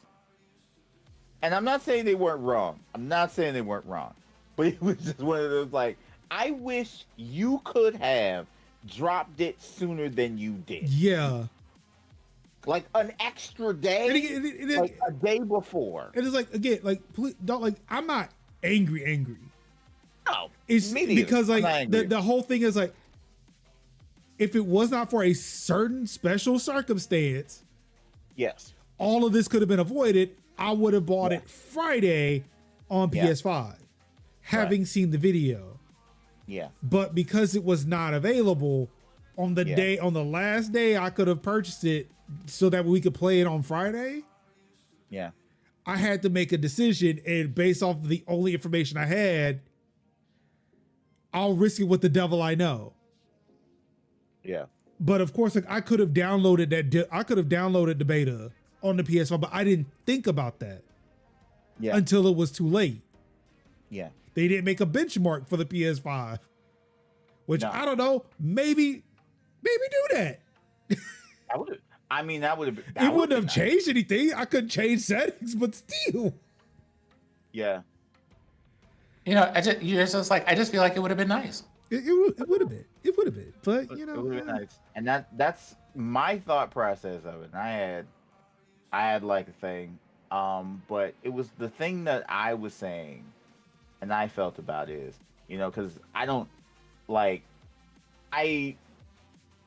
overall I like the game. Overall, I love the game. I would say like, I'm not gonna say like I love the game, and I think the game does a lot for me. And there's somebody who's, and I'm not like a long-term player, even though I have played the last two like good and accessible Monster Hunters, which was World and Rise respectfully. I think that it does something so good, and it makes me feel it really is good as a hunter to play and to get into hunts and hunt, and you know, it streamlines a lot of crap that was in Rise and a lot of crap that was in World. I'm Really, glad a lot of crap in you WoW. mentioned that, because World. that was going to be I was going to take a little detour because there wasn't as many stories today. Right. And I wanted to take a detour and talk to you about that because while my YouTube videos are behind, I've reset my podcast. I'm at least about a week or a few days behind. Right. So they're just now talking about like the review period for Monster Hunter World. And from what I was hearing, a lot of people like it, but they don't like the streamlining. So I wanted to ask you, right, my resident Monster Hunter expert, right, how you felt about that. Do you think that it is streamlined? Do you like the fact that it is allegedly streamlined? I think where you were when in World is you had when it came to World and Wilds, and I have noticed this. But when I think about streamlining, to me, it's like it gets rid of all that excess stuff that you had. Not so much when narrative wise, and then like gameplay wise, right? Whereas getting into a monster, hunting, seeing a monster, hunt a monster, go off somewhere. You don't have to go to like a quest board and look for a quest and post for a quest. You just go talk to Alma. Alma say quest, and Alma's like, boom, here's a quest. And Alma's always with you because Alma is your handler and she always is around you, whatever. In World, you would either go to your handler, just named Handler, and then you go to your whatever, however many 50-11 quest boards, and then you would just basically go in there and post a quest and come back and do it. So there are definitely some issues that were somewhat better in World as opposed to Wilds, but there are just some things that you can do on your own that kind of like deviates from having to just, oh, I didn't eat at the canteen. I'm going to get kicked, or I got to go back to home, eat, and then go back out again. No, it's more like you can set up a cooktop, eat food, and then boom, you're back to hunting again. You know, it makes it easy. You can go to like these 50-11 different pop-up tents and eat. You can basically eat on the go. I've seen people eating in the middle of Arkfeld hunts, which is like, I don't know how you were able to get away with it, but God bless you, you did. Cause what? How do you eat a meal fighting Ray Dow? I don't get it, but okay, sure. But yeah, that's where the good streamlining is. The bad streamlining is where the story is. It really does feel like you have to get past the story in order to get to the good shit.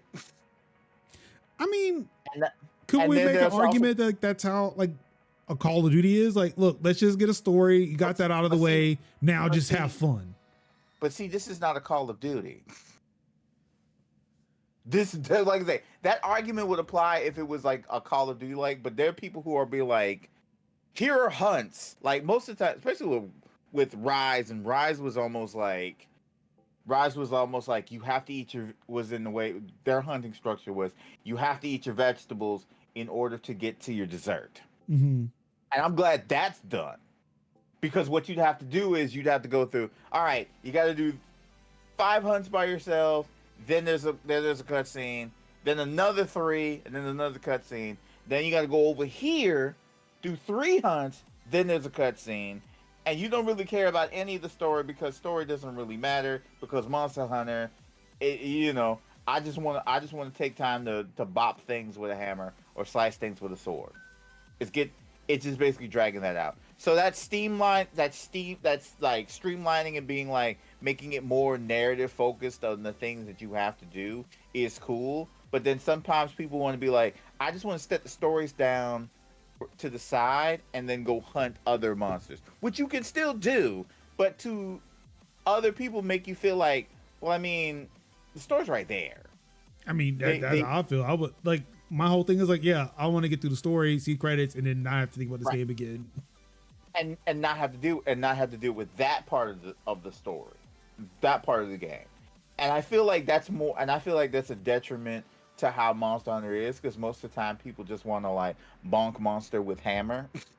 I mean, and I see that. I see that, but yeah, I think for me, like, it's the thing with like hearing people talk about it, hearing you talk about it too, is like, I like the fact that it's streamlined, because like it's a thing where everybody says, I want to get into Monster Hunter, but then when they try, I say, boy, this is fucking a lot.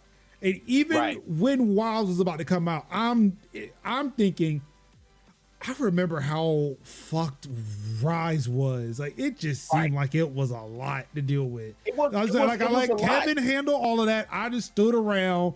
It was like, all right, we ready to go. We ready to go. But then playing Rise is like, all right, go here, go here, go here. Like, cool.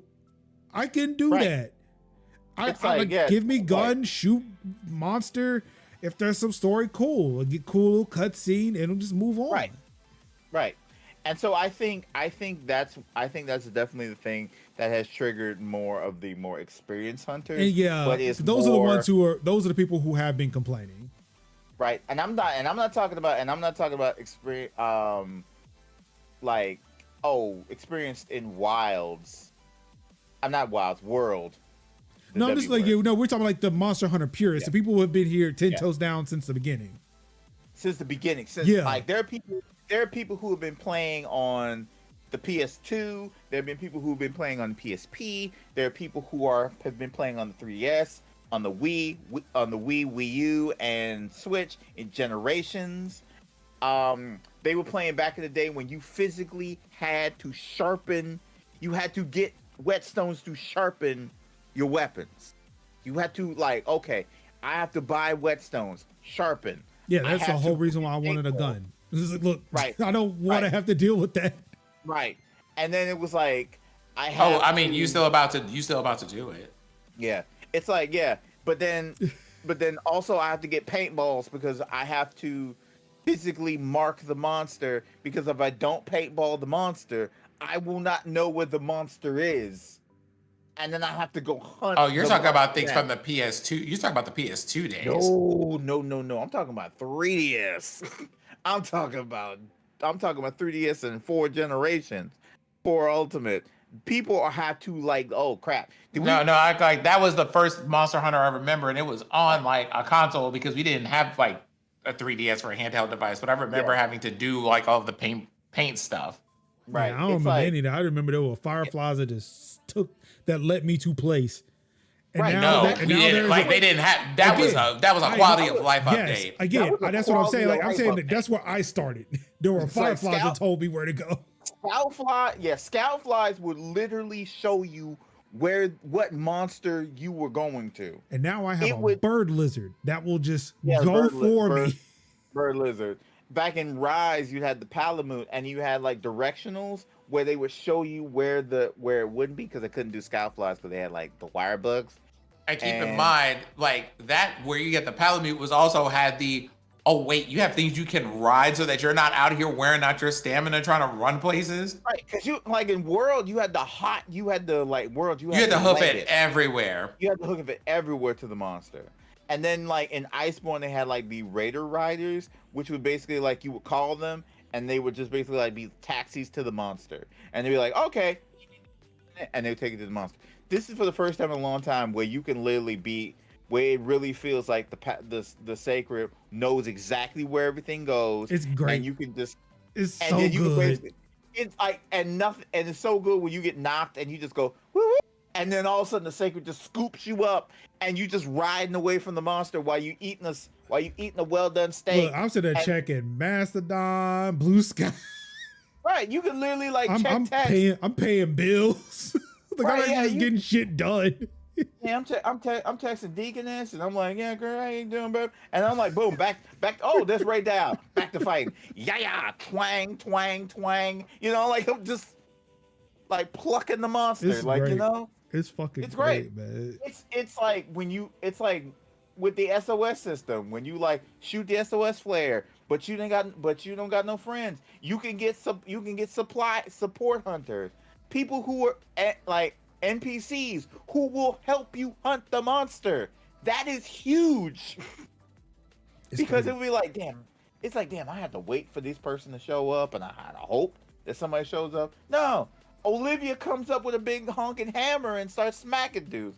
Russo, another brother, comes up with the same gun with a bow gun and starts bipping the monster. It's beautiful. It's a beautiful thing. It's a beautiful thing. It's a beautiful thing. I was having trouble with like what was the Arjikin, which is like the fire ape. And I was having a hard time with it. I called support hunters and I was like, boom, we got it. And that was all in the story. So I was like, that's cool. So yeah, there's just a lot to go with it. So that part of streamlining is not fine. I'm more a little bit and leery when it comes to like the freaking optimization. Because optimization is not great. But and I don't want this to make me seem like a corporate shill, because I'm not a corporate shill on anything. But I don't like the poor optimization is not enough for me to say, like, would it be hard for me to recommend it to people? Yes. Who have older systems? Yes. Yes. If you have an older system, I can't recommend this for everybody. If you're a Monster Hunter person, I would just say play it on the console. You're probably better off playing it on the console. But as far as me and what my system can do, also, thank you, Merge. I am able to play this in relative, good quality, that it doesn't bother me. Plus, I have played Rise on the Switch, so I'm not against, frame dips, possible frame dips. I'm just happy that I'm able to play it and stream it and it doesn't crash. My whole thing is not so much with the game itself. I mean, it's whatever. It slows down. That's great. It's the OBS shit that bugs me. Yeah. It's OBS fucking up that gets me upset. Yeah, and I think that's more. If I was to play it on itself, I think it probably would be not as bad. Yeah. I think it would probably improve if I tried to do that. And I'm on the bad OBS. I'm on the Stolen Valor OBS. But I try recording. I record the Uthdana fight, aka Floppy Catfish, and that was good. It looked good. It was good, and I was like, that's fine. But there's just some things where I'm like, I just don't think I'm loving the game more than I'm hating it. And it just felt, and it's just like, yo, to the point, and I love it to the point where I'm like saying, y'all, could we just not play Fortnite for like a month and a half, baby? It really had me out here reevaluating Fortnite, and I just bought the Battle Pass. I had bought the Battle Pass the week before, the weekend before, and I was thinking prior. about it, but it's like, man, I guess we're not playing Fortnite this month, so.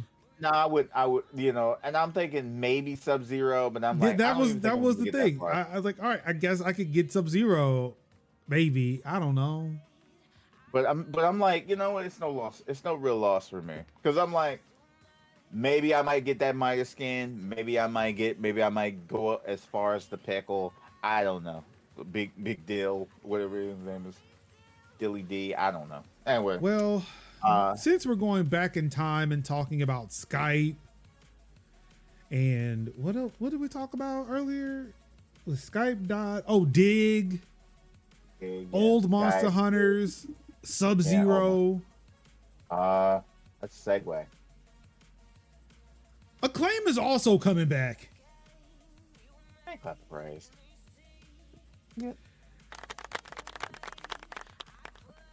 The iconic video game publisher Acclaim has been revived and is now set on publishing indie games based on classic Acclaim franchises. We love that. It's unclear what specific franchise this new version of Acclaim has ownership over, as this initial announcement is more focused on confirming members of its new leadership team, like CEO Alex Jose. That also includes Jeff Jarrett, a Hall of Fame wrestler who worked with the old version of Acclaim on its WWF titles. Quote, resurrecting Acclaim is an opportunity to impart the same degree of passion and love to a new generation, and I'm excited to be involved, in quote, Jarrett said of the revival in a press release.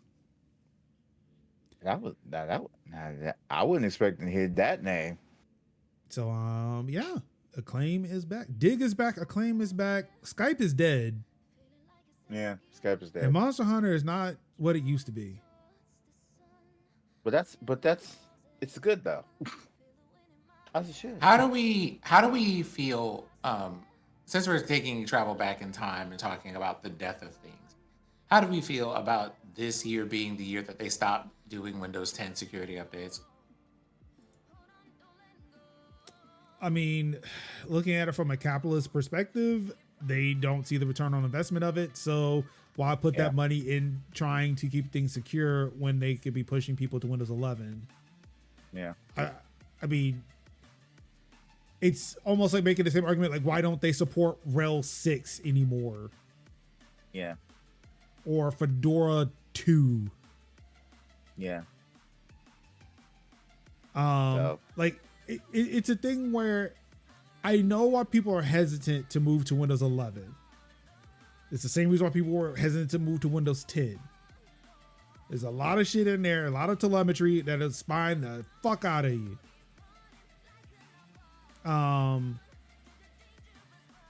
But yeah, I just looking at it from, unfortunately, you have to look at it from a capitalist perspective. Like, the money isn't there to continue to develop security, to continue patching for it. Now, I mean, it'd be nice if they open sourced it, where it's like, hey, look, if you want to patch it, go right ahead. But they're not going to do that. No. Not for their big flagship operating system. To where, like, my only options are like upgrade to Windows 11 to continue to get the security updates from Microsoft, or switch OSs, or take your chances. Yeah. That's what I'm saying. Like, I'm literally waiting to the end of the road, and then it's like, yeah, okay. Like, I just want to make sure a lot of my programs are going to be able to make it on the move.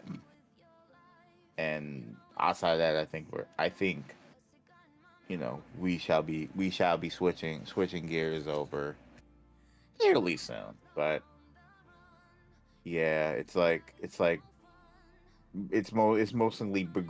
mostly like begrudgingly though. But I mean, how do you feel about it? I'm just like, but basically, like Kevin, I feel like all the people who were on Windows 7, they're just like, I guess we'll have to go to Windows 8 because you feel like giving us like a touchscreen interface on a not touchscreen device. They had a choice. No. They did. Whoever stuck to Windows 7 did not have to go to Windows 8. Yeah, they had to go to Windows 10. I don't know that, because the problem was when I had to first buy ages ago, when I had to buy a new computer, the system that was out at the time. Well, yeah, like Windows at that point, 8. yeah, if you bought a new computer, those people had to upgrade. But for those who had a system with Windows 7 on it, they weren't forced to go to Windows 8. What, did they force y'all to go to 10? Yeah, because Microsoft, by that time, Microsoft realized 8 was a flop. Yeah, they tried to salvage it with 8.1, but ultimately, what Microsoft forced people to do at the end of the road was migrate people to Windows 10. And because of that colossal failure that was 8, it took a while to do that. The thing about, like, they released Windows 7, developed and released Windows 8, and then developed and released Windows 10, and people were still on Windows 7. Yeah. Windows 7 was around for a long time. I was one of those 7 holdouts, and the thing that got me to Windows 10 was Ryzen was going to be supporting Windows 10. And I was like, because again, I'm always big on AMD chips. So I was like, well, if I'm going to get a Ryzen, I might as well go. I might as well go ahead and go to 10. I guess I'm gonna have to go to 10. And like, I don't know what the DirectX 12 situation is on Windows 10, because when DirectX 12 I think was released, I was on 11 by that point because I was just looking forward to direct storage.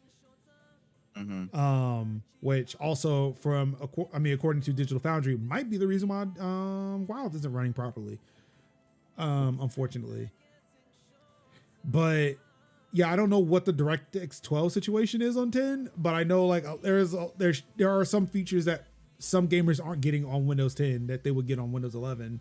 I don't think it's gonna matter much, but yeah, like whatever DirectX 12 version is on 10 isn't the best. But I don't think they care. Yeah, it was like the only time I really truly had issues with like DirectX 12 stuff on 10 was Fortnite, and anything else was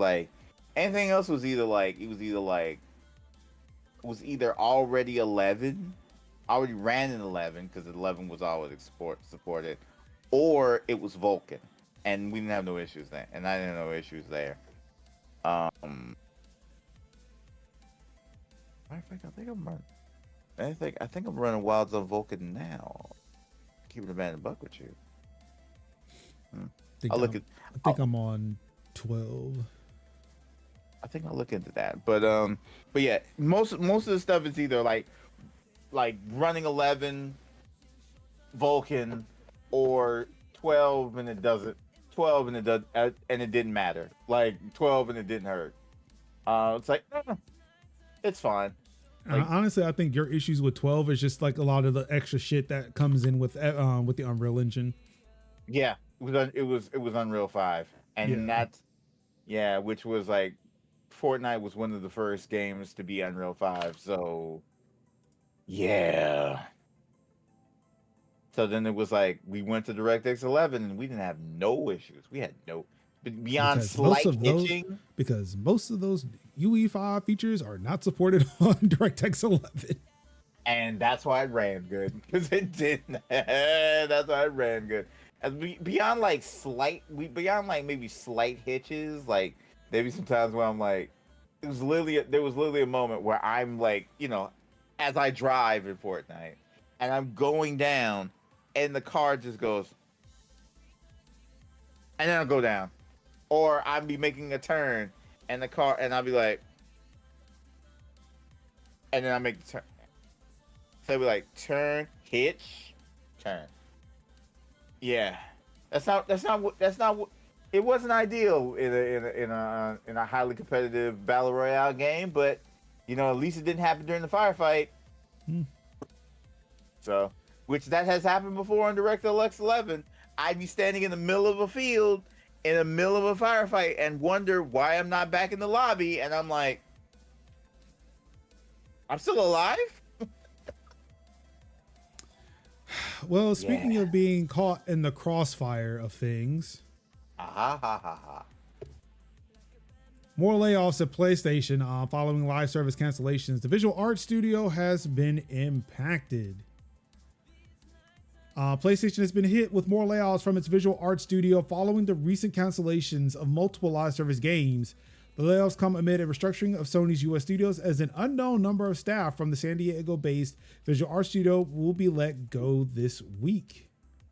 Visual Art supports first-party development, including Naughty Dog's The Last of Us remasters, and while these new cuts include staff who contributed to the recently canceled live service game from Ben Studio, among others, Kotaku has reported the layoffs are more widespread.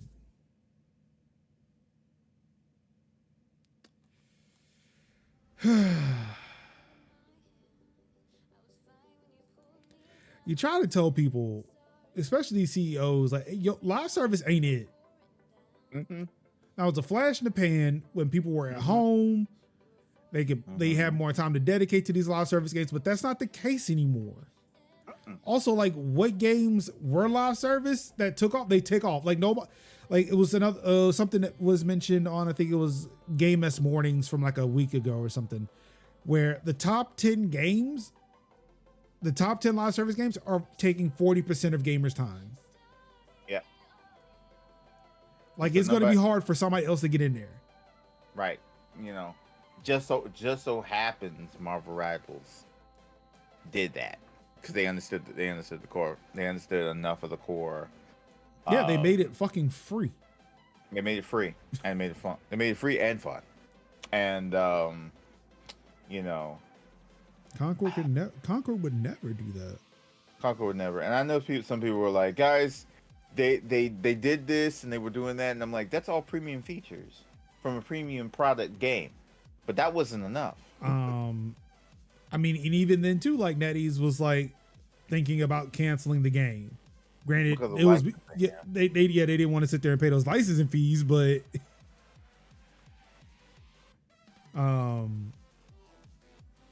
like what you got? Like Fortnite, Roblox, GTA, Hoyoverse games. Oh yeah, yeah, like those things like that. They're dug in there. Like it's gonna be hard to sit there and get in there. It's gonna be hard to be like a new live service, and the fact that people are still like, "Oh yeah, we gotta put out live service." Like, no. There have been. It's wild when you realize there are more failures than successes in the live service game. Stop. Mm-hmm. I hear that no, not you. I'm reading March's comments. No. Oh yeah. I hear that 40% of the profits are from one Invisible Woman skin. Yes. Mm-hmm. I know, but that's true. Like that's truth. Wait, is it a very provocative one? Yes. Oh. If it's the one I think of, yeah, it is. I'll have to check that out on my own time. Yeah. You know, I'm starting to sense a theme now. I didn't notice this before, but I'm noticing a theme now. We're going back in time.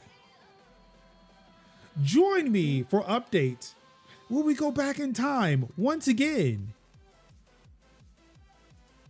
The PS3 is getting a software update. Oh, cool. That means I can update the one that I have right here behind me. Right. Like I've got one down here too. In the year of our Lord, 2025, the PS3 got a system software update. Child, if my PS3 worked, I'd be real happy right now. The system software update 4.92 improves system performance according to the patch notes, and also renews the Blu-ray player encryption key to allow for display back.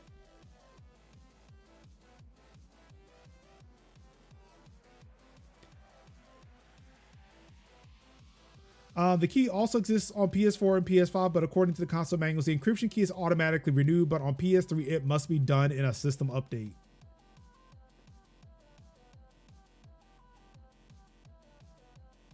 So, if you don't update, you just won't be able to watch a Blu-ray. Yeah. I think you should, because I think a lot of people... we'd hate to see that. Yeah, because a lot of people do use their older consoles as like DVD and Blu-ray players. Yeah, just connect to the internet, just briefly update it and take it back off. Yep, you'll be fine. There you go. You'll be fine. Because I know my PlayStation 3 was definitely my de facto Blu-ray player, and for the most part my PS4 was, but now I truly, utterly hate my PS4. Yeah, I was talking about like a Blu-ray drive earlier today at work, and my coworker's like, "Yeah, you have to have some Blu-ray players."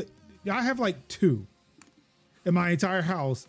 It's the PS5 and it's the PS3. He's like, "But you got no your computer." No. What do you mean? What computer you got that even takes a disc drive in the first, that even has a disc drive in the first place to play with? They don't even make cases like that, dog. What are we saying? They don't even make cases like that no more. And for a split second, I was thinking like maybe I might want to get like an HTTC for my living room, but I'm like, I don't think I want to do that. Like a Roku box or something. Yeah, all I just need is an $80 Blu-ray player. That's all I need. Get them Fire Sticks. You know, you buy the barbershop. Well, yeah, but yeah. Look, But- that's all I'm saying. Just get the Fire Stick you buy at the barbershop. Not at Best Buy, Or not Target, not Walmart. Barbershop. or I could just have a Blu-ray player that does like UPnP, and then just run like UMS, and just watch stuff off of my Blu-ray player. That's what I used to do. That's what I used to do all the time. Oh man, I thought I was doing something there, man. I was like, I'm streaming content to my PS3. Let's go, baby. Oh, that was amazing. Like you had to do work then, but now it's just fucking effortless. It's like, oh, Jellyfin or Plex. Yeah. Yeah. You had to literally use UMS. Well, back in the day, it's not UMS back then. It was like it was like PlayStation Media Server. Yeah, UPnP, or if you had Xbox, it was it's called Kodi now, but what was it? Damn, I forgot what it was. Yeah. I think it was XBMC. Oh, yes, right. Yeah. It was XBMC. It was Kodi now. Yeah. Because that's exactly what I would do is I would just use. See, these kids UPnP. don't know. They didn't get it out the mud like how we got it out the mud now. These kids don't know shit. That's bro. what I'm saying. You would have Plex. You could now you could have Plex and Jellyfin and like drag and drop. No, they just got fucking Netflix now. Yeah. My day. It's like in my day. Man, my day. We had to fight for like 360p content. We had. Now you can just get 4K just stream to your house anytime you want. That's like I say. I had to get it out of the mud to watch Suits. Now, Peacock. I want to put a shit ton of cartoons on a server in my house and say, all right, Kaden, I got all these cartoons, but you can only watch them if you can figure out how to connect this random box to that server. I'm not paying for Netflix. I'm not paying for Hulu. I'm not paying for Disney Plus. I'm not paying for Peacock. I'm not paying for shit. These cartoons only exist on this server, and if you want to watch them, you have to make that shit work. It's like, man, if at this point it's like bespoke solutions only. Stop. Back in my day, media came with a cartoon bear that would break your computer. A cartoon bear, a purple gorilla. Shit, Bearshare, Kazaa, LimeWire, and the Superior WinMX. Frostwire. Yeah. The Superior Frostwire to LimeWire. I ain't never heard of Frostwire. Damn. Oh yeah, using the broke boy shit. Now see, Frostwire was just LimeWire but without the bloat. Because Lime was having all that damn bloat. Oh. So Frost. Bonsai Bear. Oh yeah, Bonsai Bear. Yeah, it's like, I'm talking about Bonsai Bear, yeah. But like I say, this was the time when we used to do it. I'm talking about Winamp for everything, VLC. There was not a lot of things that VLC couldn't do. I'd really be surprised at what VLC could not do. And Steel. And Steel can do. Steel. I was like, shit. Moving over to deals, Tunic and Octodad headline huge LA Fire Relief bundle for at least $10. You can get over 400 games. Called the California Fire Relief Bundle. The aim is to raise $100,000 for CORE, which is assisting Los Angeles shelters, giving money to survivors and offering resources to the affected communities, hygiene kits, and air purifiers, for example. All proceeds are planned to go to this organization outside of the processing fees, according to NecroSoft. We love to see it. So let's give it a check. Let's see where they at. So they have been smashed through 100,000. They're now at $241,503.52. With an updated goal of $300,000. You have 7 days, 3 hours, and 33 minutes as of right now, this recording. So pick it up. And yeah, you get Tunic, you get Octodad, Skatebird, Tangle Tower, Bugsnax. Bugsnax's a card game. Not Bugsnax for real. Cooks are delicious. Both of the cooks are delicious. I mean, there's 3 of them now, but there's 3 of them now, yeah. And forever. But not also in the bundle. Let's see. Tiny Chart, Test of Fate. Yeah, a whole bunch of indie titles. Yeah, a lot of deep cuts here. Stuff I've vaguely heard of. This is cool.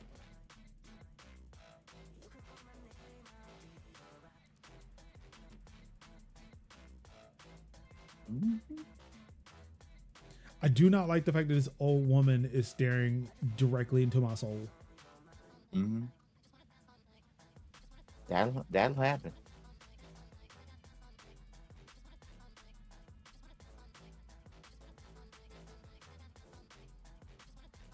Yeah, ton of games, $10 or even more. Get over 400 titles.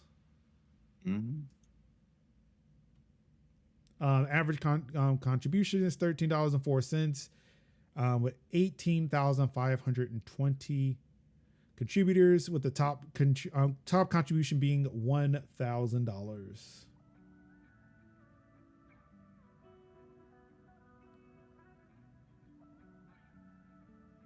There's enough games to fill a Steam Deck.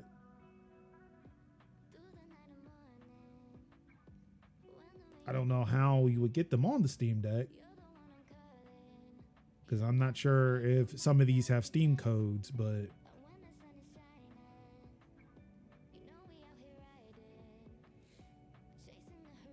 like, shoot, I would spend the 10 just to get Tunic. Like, how much is Tunic on Steam right now?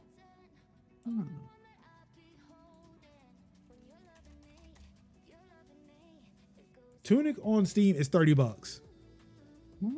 Not bad. So I mean the value for like Octodad and like Cooks are delicious is $10 enough as it is.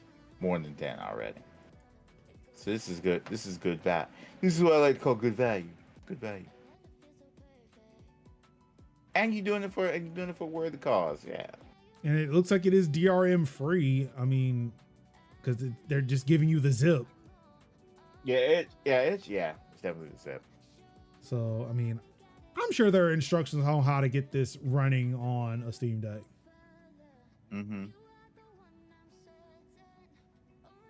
Probably that in the executable file. So simple. So yeah, $10. Helping some folks out in California, in LA, who victims of the wildfire back at the beginning of the year, and get some good games.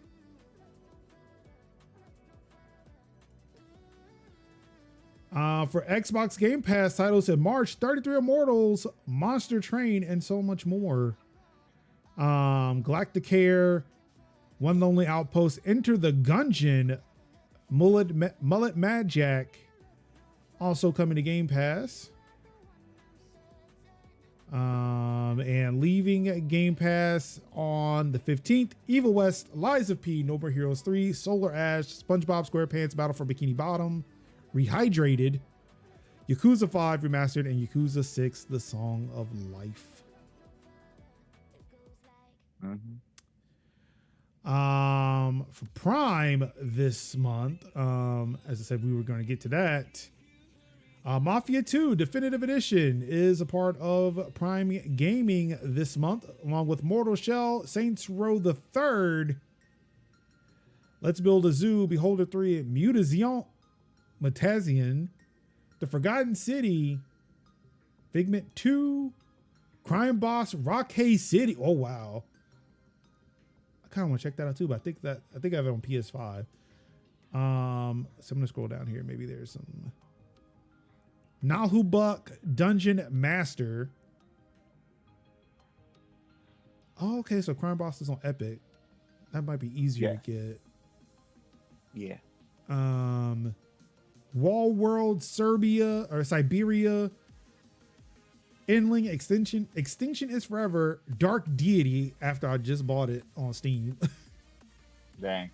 But I mean, it's easier for me to play it on Steam than it would be to have to try to jump through the hoops to get GOG to work. Yeah. Wolfenstein the Old Blood. Legacy of Kain Defiance. Deus Ex Invisible War. Session Skate Sim. Game Deck Definitive Edition and the Wisby Mystery.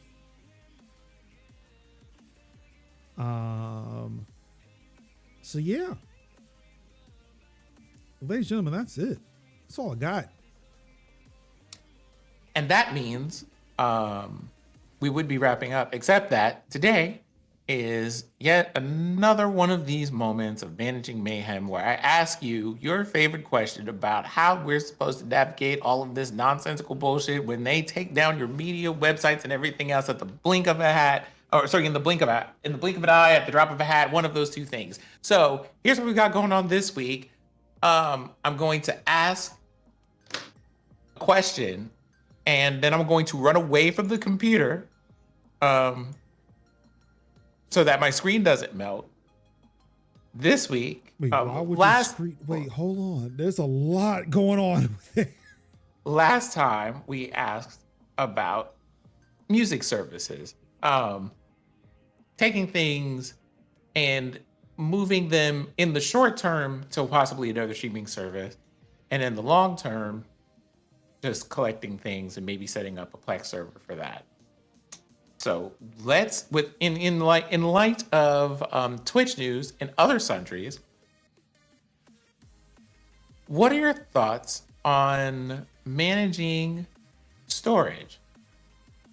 Particularly because I'm looking at how to take the different types of media that I have. Some of them, that I have for. I play video games and I stream them and I talk to people, and there are things from all of those times that I would like to preserve for various reasons.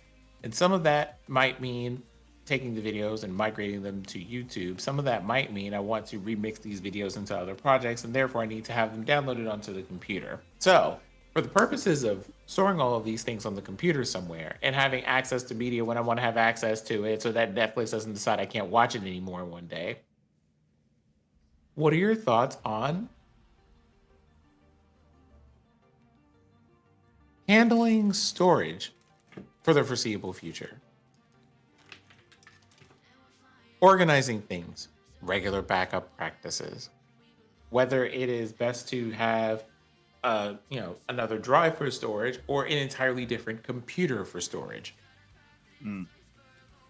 So if you're looking for some quick and dirty stuff, especially if you're out traveling out and about, or if you have one of those newfangled iPhone 15 Pros or 16 Pros, NVMe storage is not a bad option, or SSD storage is not a bad option. Yeah. SSD storage? Yes. So this right here is a NVMe enclosure made by Anchor. Essentially what it is if I can pop it open, there we go. It's just a shell of a thing that holds an NVMe in it, an NVMe drive. Yep. Yes. So that way I can upgrade it with however much storage I want. This one does happen to be a terabyte. I have another one around here somewhere. That, normally stays in a bag if I need to, bounce out some storage. That's for me because I had NVMe's laying around that I was upgrading from other computers. For those who may not and are just looking at, hey, I need to buy storage and will like quick portable storage. There are also like small SSDs. Like this is a, what is this? Okay, yeah, this is a Western Digital My Passport. It's also 1 terabyte portable SSD for, again, quick storage on the go. When you say quick storage on the go, how does that interface with things like your phone? Depending on the device, it uses USB Type-C.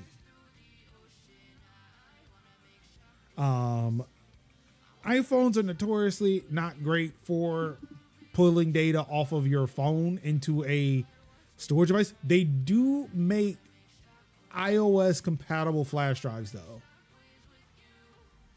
that you can buy and can transfer over. But honestly, it's almost quicker to just digitally grab them from iCloud if you want them on external drives. Because iPhone, up until the iPhone 15 Pro, all iPhones had USB 2.0 transfer speeds. So you'd be there forever.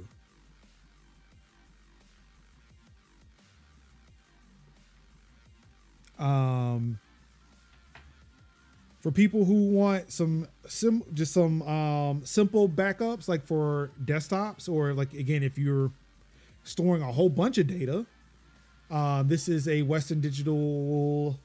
I think this is also, this is a My Passport. It's Western Digital My Passport. This is a 5 terabyte hard drive, external hard drive. This is platter, so there's disk in here that spin and stores a whole bunch of data. This is what Kevin would call slow drives or thickums. Mm-hmm. Like this is what I was initially using to do Time Machine backups on my Mac. Mm.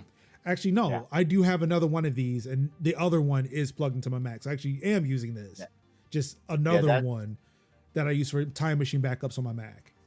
Yeah, that one is more in tune with what you would consider to be bulk storage, i.e., like, I'm basically just going to hold data, for the foreseeable future. I spin up, you check a file, you say, oh, that's cool, you spin it down, and play it spin down. So it's like, it's not really like something that you would hold, if you're trying to access that data quickly, you wouldn't necessarily need that. You wouldn't necessarily a big bulk drive. Yeah, this is like hold it. I may come back to it. Just Yeah. be here. Just be here. And that's this essentially like it, yeah. like the my books here, or what did I say? Oh, My Passport's here. This My Passport. This is like, look, just store. I'm gonna come back to this quickly. I just need to hold this stuff. I'm gonna plug this into another computer. We're going, like, if you recorded some footage on a laptop and you want to transfer it over to your PC or something like that. Right. But trying to edit off of it, it's not off. Those will be fine. Yeah. These SSDs should be fine. Yes. This But won't. trying to edit off of a bulky drive, I would recommend it. This is just for like, hold on to this. Right. Just hold it. Yeah, this is like move it to the editing PC. Yeah. And then put it on the NVMe that you're editing onto. Well, no, that one's like, no, we're moving it off the editing bay, and like you're just gonna sit for a second. Like this is just a temporary storage until I need to move you somewhere else. Right. Like I'm like, you're here, you saved. I'm not gonna touch you for a minute. Yes. However, there are bigger ones. Yes. So this is the My Book. I have I have one of these, and I have a Seagate equivalent. I have an older generation of it where it looks more bookish than this one. That's 8 terabytes that is plugged in there. And this is what I use when I want to back up like an entire operating system. But I also use this for my Windows backups. The Seagate version is a 14 terabyte that I have that is plugged into one of my servers that I use kind of to offload things before I send it off somewhere else, like just not even in my house. It is unfortunate it got that way, but again, when it came down to it, I did not have the money to buy additional hard drives for this next thing. So now we're going to get into some big boy shit. We're going to talk about some NASes. Yeah. Well, do you want to get into that now, or is that a more advanced topic for things? No, I mean, these are still simple too. Like these are things you can, again, like I'm going to own things you can probably just buy at a Best Buy. Yeah.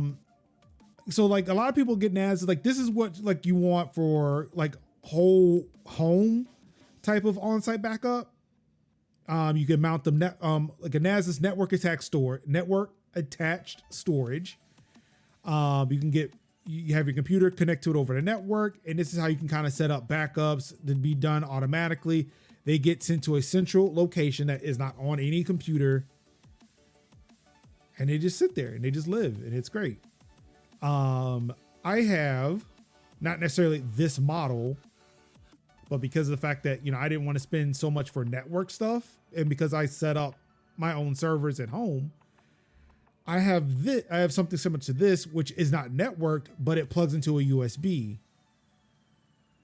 and have two 12 terabyte hard drives installed in it. I can install 3 more hard drives in it and just store a whole bunch of data in it. And then I'll just tease this. Now, people have some thoughts and feelings about this company. But I mean, they do exist, and I think there are other companies that do similar things. So choose wherever you want to go. And this is not for the faint of heart. This ain't for the faint of heart. But object storage, Amazon S3. Backblaze has some stuff. Actually, yeah, I think I skipped a step. Before I go there. One last consumer bit. Backblaze, that's what I recommend people get. Like if you're just backing up a computer, you just need backups that are offsite. I recommend getting something like Backblaze. Like you just pay I think it's like $9 a month. You get an executable, you install it, and it starts backing up your computer. Unlimited backups, does not matter how much data you back up to it, they will back it all up. And you can restore, if you accidentally delete a file and you need it back, you can ask for that file back and they'll let you download it. And it depends on how big your restore is. They'll either let you restore it off the internet, or they will send you a hard drive with all of your data. That way you can restore the data from off of that hard drive. Now they will charge you for that hard drive, but if you return the hard drive back to them, they will refund the full amount. That's just so that they make sure they get their hardware back, or they're going to charge you for it. And I have had to use that option, I think twice. Backblaze is what I use on all of my computers. My Windows PC and both of the Macs that I have in service. Like I said, they also have S3 compatible storage. You pay for that. I use Amazon S3 because they have something called Deep Glacier storage, which will... What it is? Huh? What it is? Deep Glacier storage is like, hey, I am giving you data, and I promise you, Amazon, listen, I am promising you, I will never, ever, ever want to touch this data. Ever. And for that, they will charge me the least amount of money for them to hold it. they may charge me out of the ass if I start asking for it back. So it's almost like a savings account.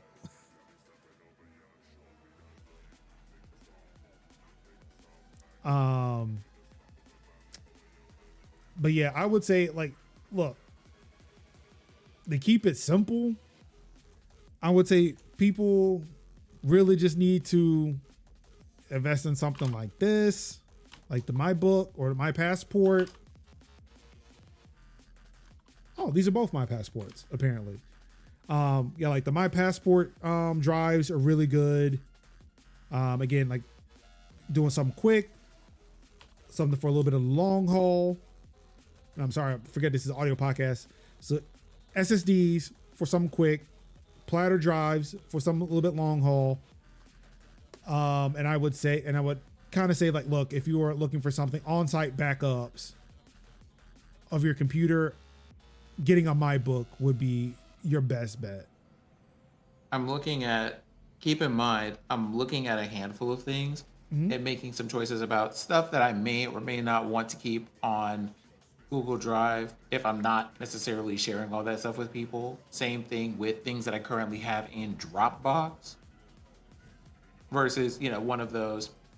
Do I want to keep Dropbox or do I want to migrate those services? Because especially if I have to live in a world where they're just like, sure, you can store things on here, but we might decide to use it to train models for stuff that you don't particularly feel like having us train things on.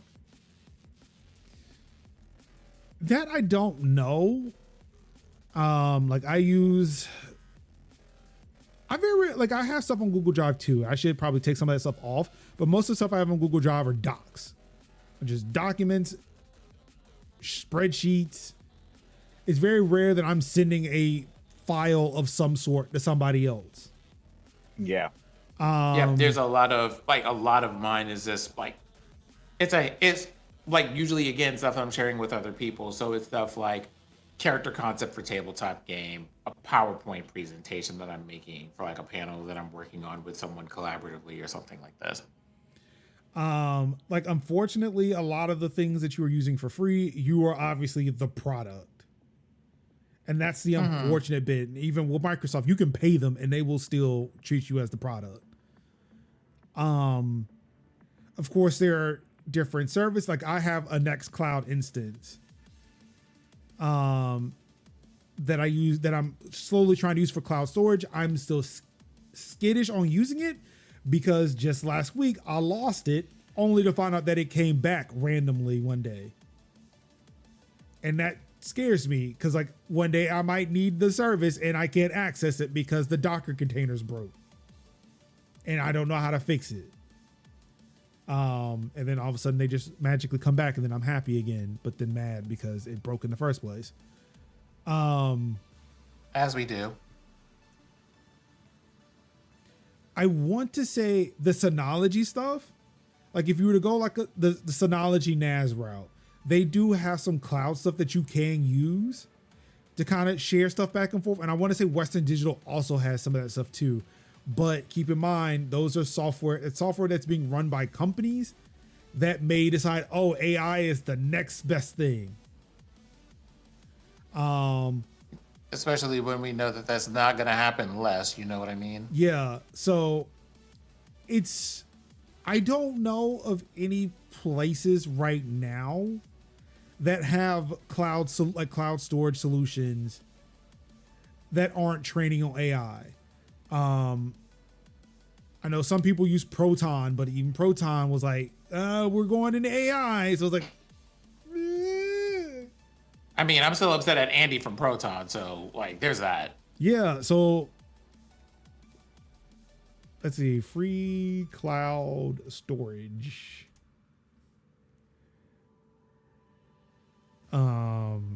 There is iCloud. I don't think that they're training their models on your stuff, especially if you keep it encrypted.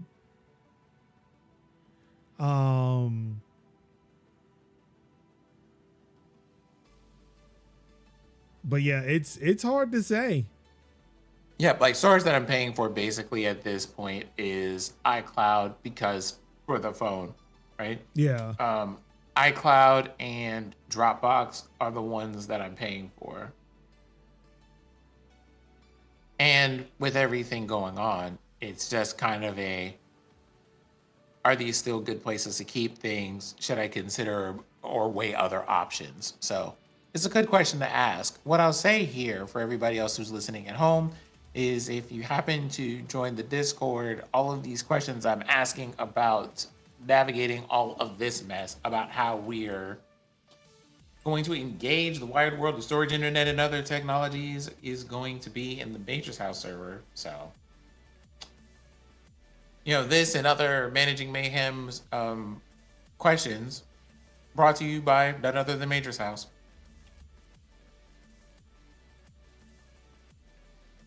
I'm trying to see if I can't, let's continue.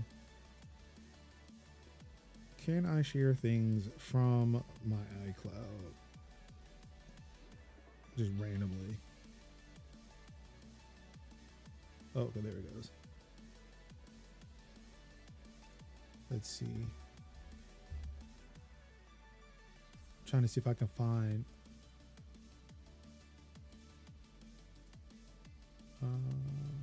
Finding a random doc. Okay, no, that just only allows me to download. So it doesn't seem like I can share it. Like I can upload things, I can download things, but share. Oh, and I can send it via email.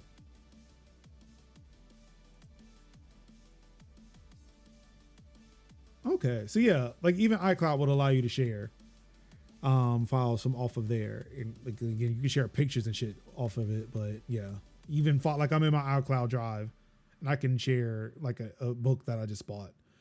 Oh shit! I have a question of Palestine. The question of Palestine on here. Oh, that's right. Somebody gave me this. I need to put that in my book thing. I'm sorry. I got distracted. What's happening?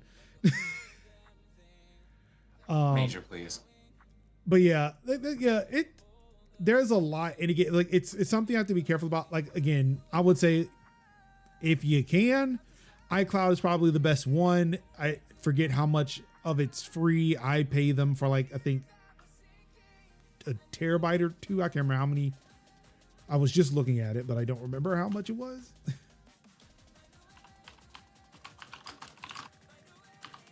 So I have 1.38 terabytes available on my iCloud drive. So, I'm paying for 2 terabytes. Okay. And that's like $10. I don't think that's the best pricing for storage. But yeah, everywhere else they're going to try to make a quick buck. They're going to train some AI off of you. I feel like iCloud is probably the best one because you can at least encrypt that shit. And they tend to be 10 toes down on keeping that shit secure. Yeah.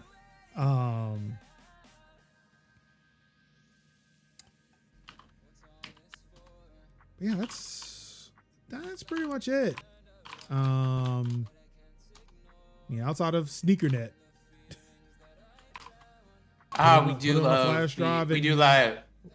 love a couple of like spicy Chuck Taylors made for the occasion. Yep. Just put it on a flash drive and take it to somebody. I mean, SneakerNet. Yep, that's what that's what these SSDs are for. SneakerNet. Yep, SneakerNet. Yep. But yeah, so that's it for the show this evening. Really do appreciate everybody coming through. Of course, you can catch us live each and every Thursday night, 8:00 p.m. Eastern, here on twitch.tv/Major Linux. I feel like I'm forgetting something, but it's all right. I know what I'm forgetting now, and I'm just gonna not worry about it. We all got amazing things that are coming up. Yes. I'm just gonna not even talk about that. Of course, if you're watching live stream, you like to catch up on all the previous episodes, you can go to majors.house/TTT to get access to the audio version of this show, and majors.house/TTT vid to get the video playlist, including the Thursplays episodes. Of course, if you would like to join us, if you'd like to join in on the conversation when we're not streaming the show, majors.house/Discord, as Sin mentioned, is where we have these conversations, and you too can be a part, whether asking or answering. Look, everybody's got some good answers. Everybody's got some good questions. Come on in, share. That's what we like. That's what we do. We are a community, and we'd like to help each other. Of course, the way you can reach out to us on socials, at least on Mastodon, are down below. I'm not sure how often these two are on Mastodon. These two, but this guy is a lot. So you can definitely reach out to us over on Mastodon. I might switch over. I may put their Bluesky handles in there. Well, I don't know how much Sin is using the internet anyway. So there's that. You may have to reach them by carrier pigeon. I mean, we out here. Let's see. Am I forgetting anything? I think that's it. Oh, tune in tomorrow for another episode of Monster Friday. And eventually or fighting monsters on Fridays with friends. Where I will be joining Kev, fighting said monsters on Friday with a friend. Yes. I'll be Catch y'all out here doing the monster mash. We are mashing monsters. Yep. Bang bang. Of course, I'll be live here. Twitch.tv/MajorLinux. Kev will be live on his side. Twitch.tv/KevyKev show. And hopefully I'll be here next Monday for an actual episode of Monster Monday. We'll see. We shall see. I'm still trying to figure out. How environment, because again, it's like 3 or 4 different ways, like link party and environment links. It is an ordeal. It is an ordeal. It is way more of an ordeal than it has to get people to play Monster Hunter with people. I'm gonna try squads, and we're gonna see how that goes. I've created the squad, Kevin vs. Crew.